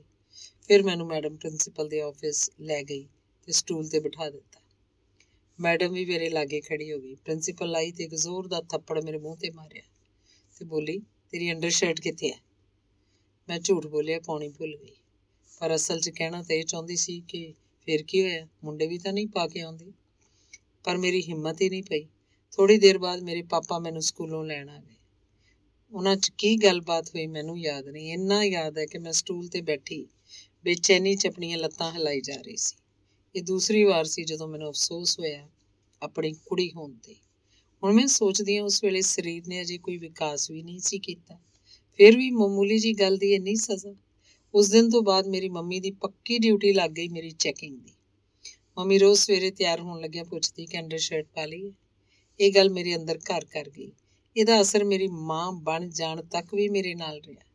ਜਦੋਂ ਮੇਰੀ ਬੇਟੀ ਛੋਟੀ ਸੀ ਮੈਂ ਹਮੇਸ਼ਾ ਧਿਆਨ ਰੱਖਦੀ ਕਿ ਉਹ ਤਾਂ ਨਹੀਂ ਅੰਡਰ ਸ਼ਰਟ ਭੁੱਲ ਗਈ। ਇਸ ਘਟਨਾ ਦੇ ਬਾਅਦ ਜਦੋਂ ਮੈਂ ਸਕੂਲ ਜਾਂਦੀ ਤਾਂ ਮੈਨੂੰ ਇੰਝ ਲੱਗਦਾ ਜਿਵੇਂ ਸਭ ਦੀਆਂ ਨਜ਼ਰਾਂ ਮੈਨੂੰ ਘੂਰ ਰਹੀਆਂ। ਕਿੰਨੇ ਦਿਨ ਮੈਂ ਇਕੱਲੀ ਬੈਠ ਕੇ ਲੰਚ ਕਰਦੀ ਰਹੀ। ਅੱਜ ਉਹ ਪ੍ਰਿੰਸੀਪਲ ਰਾਜਨੀਤੀ 'ਚ ਚੰਗਾ ਸਥਾਨ ਰੱਖਦੀ ਹੈ, ਕੁੜੀਆਂ ਦੇ ਬਰਾਬਰ ਹੱਕਾਂ ਲਈ ਲੜਦੀ ਹੈ, ਪਰ ਮੈਂ ਸੋਚਦੀ ਹਾਂ ਕਿ ਡਰ ਦੇ ਜੋ ਬੀਜ ਉਹਨੇ ਮੇਰੇ ਵਰਗੀਆਂ ਕੁੜੀਆਂ ਅੰਦਰ ਬੀਜੇ, ਉਹ ਅਸੀਂ ਚਾਹਿਆਂ ਅਣਚਾਹਿਆਂ ਆਪਣੀ ਅਗਲੀ ਪੀੜ੍ਹੀ ਦੀ ਮਾਸੂਮ ਮਿੱਟੀ 'ਚ ਬੀਜਦੇ ਰਹਿੰਦੇ ਆ। ਖੈਰ ਪਤਾ ਨਹੀਂ ਕੀ ਵਾਪਰਿਆ, ਮੈਂ ਅਫਸੋਸ ਕਰਨਾ ਛੱਡ ਦਿੱਤਾ ਕਿ ਮੈਨੂੰ ਰੱਬ ਨੇ ਕੁੜੀ ਕਿਉਂ ਬਣਾਇਆ। ਮੇਰੇ ਅੰਦਰ ਇੱਕ ਨਵੀਂ ਸੋਚ ਨੇ ਜਨਮ ਲਿਆ ਕਿ ਮੈਂ ਸਾਰੇ ਉਹ ਕੰਮ ਕਰਨੇ ਨੇ ਜੋ ਮੁੰਡੇ ਕਰਦੇ ਨੇ। ਗਲੀਆਂ 'ਚ ਘੁੰਮਣਾ, ਸਾਈਕਲ ਚਲਾਉਣਾ, ਜ਼ੋਰ-ਜ਼ੋਰ ਦੇ ਗਾਣੇ ਬੋਲਣੇ, ਜਾਣ ਬੁੱਝ ਕੇ ਸੜਕ ਤੇ ਖੜੇ ਹੋ ਕੇ ਕੁਲਚੇ ਖਾਣੇ, ਕਿਉਂਕਿ ਗੋਲ ਗੱਪੇ ਖਾਣ ਦੀ ਤਾਂ ਇਜਾਜ਼ਤ ਹੁੰਦੀ ਸੀ ਪਰ ਕੁਲਚੇ ਖਾਣ ਦੀ ਨਹੀਂ। ਉਹਨਾਂ ਨੂੰ ਲੱਗਦਾ ਸੀ ਕੁੜੀਆਂ ਸੜਕਾਂ ਦੇ ਕੁਲਚੇ ਖਾਂਦੀਆਂ ਚੰਗੀਆਂ ਨਹੀਂ ਲੱਗਦੀਆਂ। ਹੁਣ ਸੋਚਦੀ ਹਾਂ ਕਿ ਨਜ਼ਰ ਕਿਸੇ ਦੀ ਮੈਲੀ ਤੇ ਸਜ਼ਾ ਕਿਸੇ ਨੂੰ। ਕਿੰਨੇ ਧਰਮ ਆਏ ਪਰ ਮਰਦਾਂ ਦੇ ਥੋਪੇ ਸੰਸਕਾਰਾਂ ਨੂੰ ਪਾਣੀ ਦੇਣ ਦਾ ਜ਼ਰੀਆ ਹੀ ਬਣੇ, ਇਨਸਾਨ ਬਣਨ ਦਾ ਨਜ਼ਰੀਆ ਨਾ ਬਣੇ। ਕਹਿਣ ਨੂੰ ਬੰਦਾ ਜਨਾਨੀ ਦੋਵੇਂ ਰੱਬ ਦੇ ਜੀਏ। ਮੈਨੂੰ ਸੀਟੀ ਮਾਰਨ ਦਾ ਬੜਾ ਸ਼ੌਕ ਸੀ, ਬੜੀ ਕੋਸ਼ਿਸ਼ ਵੀ ਕੀਤੀ ਪਰ ਸੀਟੀ ਮਾਰਨੀ ਨਹੀਂ ਆਈ। ਮੁੰਡਿਆਂ ਦੀ ਨਕਲ ਕਰਨ ਦੇ ਚੱਕਰ 'ਚ ਬਚਪਨ ਬਹੁਤ ਮਜ਼ੇਦਾਰ ਬੀਤ ਰਿਹਾ ਸੀ। ਰੋਜ਼ ਕੋਈ ਨਾ ਕੋਈ ਨਵੀਂ ਸ਼ਰਾਰਤ ਸੁੱਝਦੀ ਰਹਿੰਦੀ, ਹਰ ਦੂਸਰੇ ਦਿਨ ਮਾਰ ਵੀ ਖਾਂਦੀ ਰਹਿੰਦੀ। ਕਹਿੰਦੇ ਹਨ ਕਿ ਕੋਈ ਵੀ ਖੁਸ਼ੀ ਜ਼ਿਆਦਾ ਦੇਰ ਨਹੀਂ ਚੱਲਦੀ, ਨਜ਼ਰ ਲੱਗ ਹੀ ਜਾਂਦੀ ਹੈ। ਬਹੁਤ ਸਰਦੀ ਦੇ ਦਿਨ ਸੀ ਜਦੋਂ ਮਾਹਵਾਰੀ ਸ਼ੁਰੂ ਹੋਈ। ਸਾਡਾ ਮਕਾਨ 5 ਮੰਜ਼ਲੀ ਸੀ। ਸਭ ਤੋਂ ਉੱਪਰਲੀ ਮੰਜ਼ਿਲ ਦੇ ਬੈਡਰੂਮ 'ਚ ਜਾਂਦੀ, ਖੂਨ ਦੇ ਧੱਬੇ ਹੱਥ ਲਾ ਵੇਖਦੀ, ਡਰਦੇ ਮਾਰੇ ਘਰ 'ਚ ਕਿਸੇ ਨੂੰ ਨਾ ਦੱਸਦੀ। ਮਨ 'ਚ ਇੱਕ ਖੌਫ ਜਿਹਾ ਬਣ ਗਿਆ ਕਿ ਮੈਨੂੰ ਮੁੰਡਿਆਂ ਦੀ ਰੀਸ ਕਰਨ ਦੀ ਇਹ ਸਜ਼ਾ ਮਿਲੀ ਹੈ। ਜਦੋਂ ਖੂਨ ਬੰਦ ਨਹੀਂ ਹੋਇਆ ਤੇ ਮੈਂ ਆਪਣੀਆਂ ਵੱਡੀਆਂ ਭੈਣਾਂ ਨੂੰ ਦੱਸਿਆ। ਉਹ ਹੱਸੀ ਜਾਣ ਤੇ ਮੈਨੂੰ ਆਖੀ ਜਾਣ, ਵੱਡੀ ਮੁੰਡਾ ਬਣੀ ਫਿਰਦੀ ਸੀ। ਹੁਣ ਤੇਰਾ ਮੀਟ ਅੰਡਾ ਖਾਣਾ ਬੰਦ, ਘੁੰਮਣਾ ਫਿਰਨਾ ਵੀ ਬੰਦ। ਆਪਣੀ ਆਦਤ ਅਨੁਸਾਰ ਮੈਂ ਪੁੱਛਿਆ, ਮੁੰਡਿਆਂ ਨੂੰ ਜਦੋਂ ਇੰਜ ਹੁੰਦਾ ਹੋਏਗਾ ਤਾਂ ਕਿ ਉਹਨਾਂ ਦਾ ਵੀ ਖਾਣਾ ਪੀਣਾ ਘੁੰਮਣਾ ਫਿਰਨਾ ਬੰਦ ਹੁੰਦਾ ਹੋਏਗਾ। ਅੱਗੋਂ ਜਵਾਬ ਮਿਲਿਆ, ਇਹਨੂੰ ਤੇ 24 ਘੰਟੇ ਮੁੰਡਿਆਂ ਦੀ ਲਿੱਲ ਲੱਗੀ ਰਹਿੰਦੀ ਹੈ। ਉਹਨਾਂ ਨੂੰ ਨਹੀਂ ਝੱਲਣਾ ਪੈਂਦਾ ਇਹ ਸਿਆਪਾ। ਇਹ ਤੀਸਰੀ ਵਾਰ ਸੀ ਜਦੋਂ ਮੈਨੂੰ ਮੁੰਡਾ ਨਾ ਹੋਣ ਤੇ ਅਫਸੋਸ ਹੋਇਆ ਸੀ। ਜ਼ਿੰਦਗੀ ਆਪਣੀ ਗਤੀ 'ਚ ਚੱਲਦੀ ਰਹੀ। ਬਾਜ਼ਾਰ 'ਚ ਕੋਈ ਵੀ ਕੰਮ ਹੁੰਦਾ ਮੈਂ ਇਕੱਲੀ ਬਾਜ਼ਾਰ ਜਾਣ ਦੀ ਜ਼ਿੱਦ ਕਰਦੀ। ਹਾਲਾਂਕਿ ਮੈਨੂੰ ਮੁਸ਼ਕਿਲਾਂ ਵੀ ਬਹੁਤ ਆਉਂਦੀਆਂ। ਭੀੜ ਭਰੇ ਗੁਰੂ ਬਾਜ਼ਾਰ 'ਚ ਮੁੰਡਿਆਂ ਦੀਆਂ ਹਰਕਤਾਂ ਬੜੀਆਂ ਅਜੀਬ ਜਿਹੀਆਂ ਹੁੰਦੀਆਂ। ਕਦੇ ਪਿੱਠ ਤੇ ਥੱਪੜ ਮਾਰ ਜਾਂਦੇ, ਕਦੇ ਚੁੰਡੀ ਵੱਢ ਜਾਂਦੇ। ਸੋਚਦੀ ਇਹ ਸਭ ਉਹਨਾਂ ਨੂੰ ਕੀ ਦਿੰਦਾ ਹੋਏਗਾ, ਪਰ ਸਮਝ ਨਾ ਆਉਂਦੀ। ਬੜੀ ਹੈਰਾਨੀ ਦੀ ਗੱਲ ਸੀ ਕਿ ਮੈਨੂੰ ਇਹ ਸਭ ਹੋਣ ਦੇ ਬਾਵਜੂਦ ਵੀ ਹੁਣ ਕੁੜੀ ਹੋਣ ਤੇ ਅਫਸੋਸ ਨਹੀਂ ਸੀ ਹੁੰਦਾ। ਵਿਰੋਧੀ ਭਾਵਨਾ ਨੇ ਕੁਝ ਚੰਗਾ ਵੀ ਕੀਤਾ ਤੇ ਕੁਝ ਮਾੜਾ ਵੀ। ਚੰਗਾ ਇਹ ਕਿ ਮੈਂ ਨਿਡਰ ਹੋ ਕੇ ਜੀਣ ਲੱਗ ਪਈ ਤੇ ਮਾੜਾ ਇਹ ਕਿ ਮੈਂ ਕੁੜੀ ਹੋਣ ਦੇ ਅਹਿਸਾਸ ਨੂੰ ਨਹੀਂ ਹੰਢਾ ਸਕੀ। ਵਿਆਹ ਤੋਂ ਬਾਅਦ ਵੀ ਇਹ ਵਿਰੋਧਾਭਾਸ ਮੇਰੇ ਨਾਲ ਚੱਲਦਾ ਰਿਹਾ। ਜਿਉਂ-ਜਿਉਂ ਮੈਂ ਜੀਵਨ 'ਚ ਉਤਰਦੀ ਗਈ ਮੈਨੂੰ ਅਹਿਸਾਸ ਹੁੰਦਾ ਗਿਆ ਕਿ ਮੈਂ ਗਲਤ ਕਰ ਰਹੀ ਹਾਂ, ਕੁਦਰਤ ਦੇ ਖਿਲਾਫ ਚੱਲ ਰਹੀ ਹਾਂ, ਨਕਲ ਕਰਨ ਦੇ ਚੱਕਰ 'ਚ ਸਹੀ ਗਲਤ ਵੀ ਭੁੱਲ ਰਹੀ ਹਾਂ। ਕੁਝ ਦਿਨ ਇਸ ਸੋਚ ਨੇ ਮੇਰੇ ਜੀਵਨ ਨੂੰ ਉਲਝਣ ਨਾਲ ਭਰ ਦਿੱਤਾ। ਜਦੋਂ ਸੋਚ ਨੇ ਕਰਵਟ ਬਦਲੀ ਤੇ ਸੋਚਣ ਲੱਗੀ ਕਿ ਮੁੰਡੇ ਕੁੜੀ ਦੀ ਖੇਡ 'ਚ ਮੈਂ ਕਿੱਥੇ ਹਾਂ, ਫਿਰ ਆਪਣੇ ਆਪ ਨੂੰ ਲੱਭਣ ਤੁਰ ਪਈ। ਹੁਣ ਤੱਕ ਜਿੰਨਾ ਲਿਖਿਆ ਅਮਿਤ ਨੂੰ ਪੜ੍ਹਾ ਕੇ ਹਟੀ ਹਾਂ। ਉਹਨੂੰ ਲੱਗ ਰਿਹਾ ਹੈ ਕਿ ਇਹ ਲੇਖ ਅਧੂਰਾ ਹੈ। ਕਿਉਂ? ਮੈਂ ਪੁੱਛਿਆ। ਅਮਿਤ ਨੇ ਕਿਹਾ, ਤੈਨੂੰ ਨਹੀਂ ਲੱਗਦਾ ਕਿ ਜੇ ਤੂੰ ਮੁੰਡਾ ਹੁੰਦੀ ਤਾਂ ਤੂੰ ਉਹ ਸਾਰੇ ਕੰਮ ਨਾ ਕਰਦੀ ਜੋ ਮੁੰਡੇ ਕਿਸੇ ਨੂੰ ਤੰਗ ਕਰਨ ਲਈ ਕਰਦੇ ਹਨ? ਮੈਂ ਕਿਹਾ, ਤੇਰਾ ਮਤਲਬ ਖੁੱਲ੍ਹ ਕੇ ਸ਼ਰਾਬ ਨਾ ਪੀਂਦੀ, ਕੁੜੀਆਂ ਨੂੰ ਗੁਲਾਮ ਨਾ ਬਣਾਉਂਦੀ, ਸੈਕਸ ਲਈ ਕੁੜੀਆਂ ਦਾ ਬਾਜ਼ਾਰ ਨਾ ਲਾਉਂਦੀ, ਦੇਰ ਰਾਤ ਤੱਕ ਸੜਕਾਂ ਤੇ ਨਾ ਘੁੰਮਦੀ, ਬਸ ਸਾਰੇ ਚੰਗੇ ਕੰਮ ਹੀ ਕਰਦੀ। ਅਮਿਤ ਵਿਅੰਗਮਈ ਮੁਸਕਾਨ ਹੋਠਾਂ ਤੇ ਸਜਾ ਕੇ ਬੋਲਿਆ, ਜੋਤੀ, ਤੈਨੂੰ ਲੱਗਦਾ ਹੈ ਸਾਰੇ ਕੰਮ ਮਾੜੇ ਨੇ? ਮੈਂ ਮੁਸਕਾਨ ਦੀ ਪਿਛਲੀ ਤੰਜ਼ ਭਾਪਦਿਆਂ ਕਿਹਾ ਕਿ ਚੱਲ ਜੇ ਤੈਨੂੰ ਲੱਗਦਾ ਹੈ ਚੰਗੇ ਨੇ ਤਾਂ ਇਹਨਾਂ ਲਈ ਭਲਾ ਮੁੰਡਾ ਹੋਣ ਦੀ ਲੋੜ ਹੈ? ਜਿਹੜੇ ਯੁੱਗ 'ਚ ਮੈਂ ਪੈਦਾ ਹੋਈ ਹਾਂ ਮੈਂ ਕੁੜੀ ਦੀ ਜੂਨ 'ਚ ਵੀ ਇਹ ਸਭ ਕਰ ਸਕਦੀ ਹਾਂ। ਬਾਕੀ ਮੁੰਡਾ ਹੋ ਕੇ ਜਿਸ ਤਰ੍ਹਾਂ ਦੀ ਸੋਚ ਮੇਰੀ ਬਣਦੀ ਉਸ ਤਰ੍ਹਾਂ ਦੇ ਕੰਮ ਹੀ ਕਰਦੀ। ਅਸਲ 'ਚ ਮੈਂ ਮਹਿਸੂਸ ਕੀਤਾ ਹੈ ਕਿ ਕੁੜੀ ਮੁੰਡਾ ਹੋਣਾ ਜਿਸਮਾਂ ਦਾ ਮਸਲਾ ਨਹੀਂ ਹੈ, ਸਾਰਾ ਸੋਚ ਦਾ ਮਸਲਾ ਹੈ, ਸੁਭਾਵਾਂ ਦਾ ਹੈ। ਔਰਤ ਦੇ ਸੁਭਾਅ 'ਚ ਕੁਦਰਤੀ ਇੱਕ ਖਾਸ ਅਵਸਥਾ ਮੌਜੂਦ ਸੀ, ਸੈਟਿਸਫੈਕਸ਼ਨ, ਪਰ ਮਰਦ ਦੇ ਸੁਭਾਅ 'ਚ ਕੁਦਰਤ ਨੇ ਸ਼ਾਇਦ ਇਹ ਪਾਈ ਹੀ ਨਹੀਂ। ਪਿਛਲੇ ਦਿਨੀਂ ਮੇਰੇ ਮਨ 'ਚ ਇੱਕ ਫਤੂਰ ਆਇਆ ਕਿ ਮੈਂ ਦੇਖਾਂ ਮਰਦ ਜਦੋਂ ਮਹਿਫਲਾਂ ਲਗਾਉਂਦੇ ਨੇ ਕੀ ਕਰਦੇ ਨੇ। ਅਮਿਤ ਨੇ ਕਿਹਾ, ਚੱਲ ਤੈਨੂੰ ਇਹ ਨਜ਼ਾਰਾ ਵੀ ਵਿਖਾਈ ਦੇਣਾ। ਅਸੀਂ ਦੋਵੇਂ ਅੰਮ੍ਰਿਤਸਰ ਦੀਆਂ ਮੀਟ ਮੁਰਗੀ ਦੀਆਂ ਦੁਕਾਨਾਂ ਦੇ ਬਾਹਰ ਲੱਗੀਆਂ ਮਹਿਫਲਾਂ ਦੇ ਲਾਗੇ ਆਪਣੀ ਕਾਰ 'ਚ ਜਾ ਕੇ ਬੈਠ ਜਾਂਦੇ ਤੇ ਸਾਰਾ ਧਿਆਨ ਉਹਨਾਂ ਮਹਿਫਲਾਂ 'ਚ ਲਾ ਲੈਂਦੇ। ਕੁਝ ਦਿਨ ਜਾਣ ਤੋਂ ਬਾਅਦ ਮੈਂ ਮਹਿਸੂਸ ਕੀਤਾ ਕਿ ਸਾਰੇ ਅੰਦਰੋਂ ਕਿੰਨੇ ਗਰੀਬ ਨੇ, ਆਪਣੇ ਆਪ ਨੂੰ ਭਰਨ ਲਈ ਕੀ ਕਰੀ ਜਾਂਦੇ ਨੇ।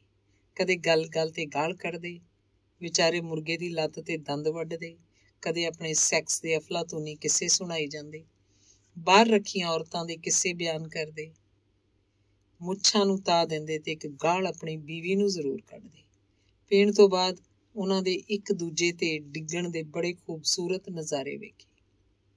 ਮੈਂ ਸੋਚਣ ਲੱਗੀ ਕਿ ਕੀ ਇਹ ਸਭ ਕਰਨ ਲਈ ਸਾਨੂੰ ਮੁੰਡਿਆਂ ਦੀ ਜੂਨ ਚਾਹੀਦੀ ਹੈ?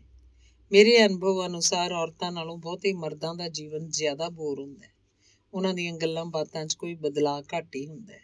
ਉਹ ਬਹੁਤ ਸਾਰਾ ਵਕਤ ਜਾਂ ਬੀਤੇ ਦੇ ਨੁਕਸ ਕੱਢਣ ਤੇ ਲਗਾ ਦਿੰਦੇ ਨੇ ਜਾਂ ਰਾਜਨੀਤੀ ਖੇਡਣ 'ਚ। ਔਰਤਾਂ ਕੋਲ ਵਰਦਾਨ ਹੈ ਕ੍ਰੀਏਟਿਵ ਹੋਣ ਦਾ।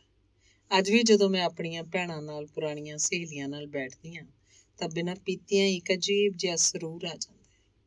ਅਸੀਂ ਸਾਰੀਆਂ ਪੜ੍ਹੀਆਂ ਲਿਖੀਆਂ, ਸਾਹਿਤ ਨੂੰ ਸਮਝਦੀਆਂ ਹਾਂ, ਰਾਜਨੀਤੀ ਦੀ ਸਮਝ ਵੀ ਰੱਖਦੀਆਂ, ਇਸ ਲਈ ਸ਼ਾਇਦ ਸੈਕਸ ਬਾਰੇ ਵੀ ਖੁੱਲ੍ਹ ਕੇ ਗੱਲ ਕਰ ਲੈਂਦੀਆਂ। ਹੋਰ ਤੇ ਹੋਰ ਹੁਣ ਅਸੀਂ ਆਪਣੇ ਬੱਚਿਆਂ ਨਾਲ ਵੀ ਖੁੱਲ੍ਹ ਕੇ ਹਰ ਕਿਸਮ ਦੀਆਂ ਗੱਲਾਂ ਕਰ ਲੈਂਦੀਆਂ। ਇਸ ਵਾਰ ਦੀਆਂ ਛੁੱਟੀਆਂ 'ਚ ਮੈਂ ਆਪਣੇ ਭਤੀਜੇ ਭਤੀਜੀਆਂ ਨੂੰ ਉਹਨਾਂ ਮਰਦਾਂ ਦੀਆਂ ਕਹਾਣੀਆਂ ਸੁਣਾ ਕੇ ਆਈ ਜੋ ਕਾਲ ਗਰਲ ਵਾਂਗ ਕਾਲ ਬॉय ਬਣ ਗਏ। ਇਸ ਤਰ੍ਹਾਂ ਦੀ ਸ਼ੇਅਰਿੰਗ ਸਾਡੀ ਪੀੜ੍ਹੀ ਵੇਲੇ ਨਹੀਂ ਸੀ। ਮੁੰਡਿਆਂ ਦੇ ਅੰਦਰ ਇਹ ਬੀਜ ਦਿੱਤੇ ਗਏ ਹਨ ਕਿ ਔਰਤਾਂ 'ਚ ਬੈਠਣਾ ਵਿਹਲੇ ਮਰਦਾਂ ਦਾ ਕੰਮ ਹੈ। ਇੱਥੋਂ ਤੱਕ ਕਿ ਉਹਨਾਂ ਨੂੰ ਇਹ ਤਾਨਾ ਆਪਣੇ ਸੰਗੀਆਂ ਤੋਂ ਸੁਣਨਾ ਪੈਂਦਾ ਹੈ ਕਿ ਤੂੰ ਜਨਾਨੀ ਹੈ। ਮੇਰੇ ਤੇ ਅਮਿਤ 'ਚ ਅੰਡਰਸਟੈਂਡਿੰਗ ਹੈ, ਪਰ ਬਹੁਤਿਆਂ ਨੂੰ ਲੱਗਦਾ ਹੈ ਕਿ ਮੈਂ ਅਮਿਤ ਨੂੰ ਆਪਣੇ ਵੱਸ 'ਚ ਕੀਤਾ ਹੋਇਆ। ਚਲੋ ਬਈ, ਜੇ ਇੰਝ ਹੀ ਸੋਚਦੇ ਨੇ ਤਾਂ ਇੰਝ ਹੀ ਸਹੀ।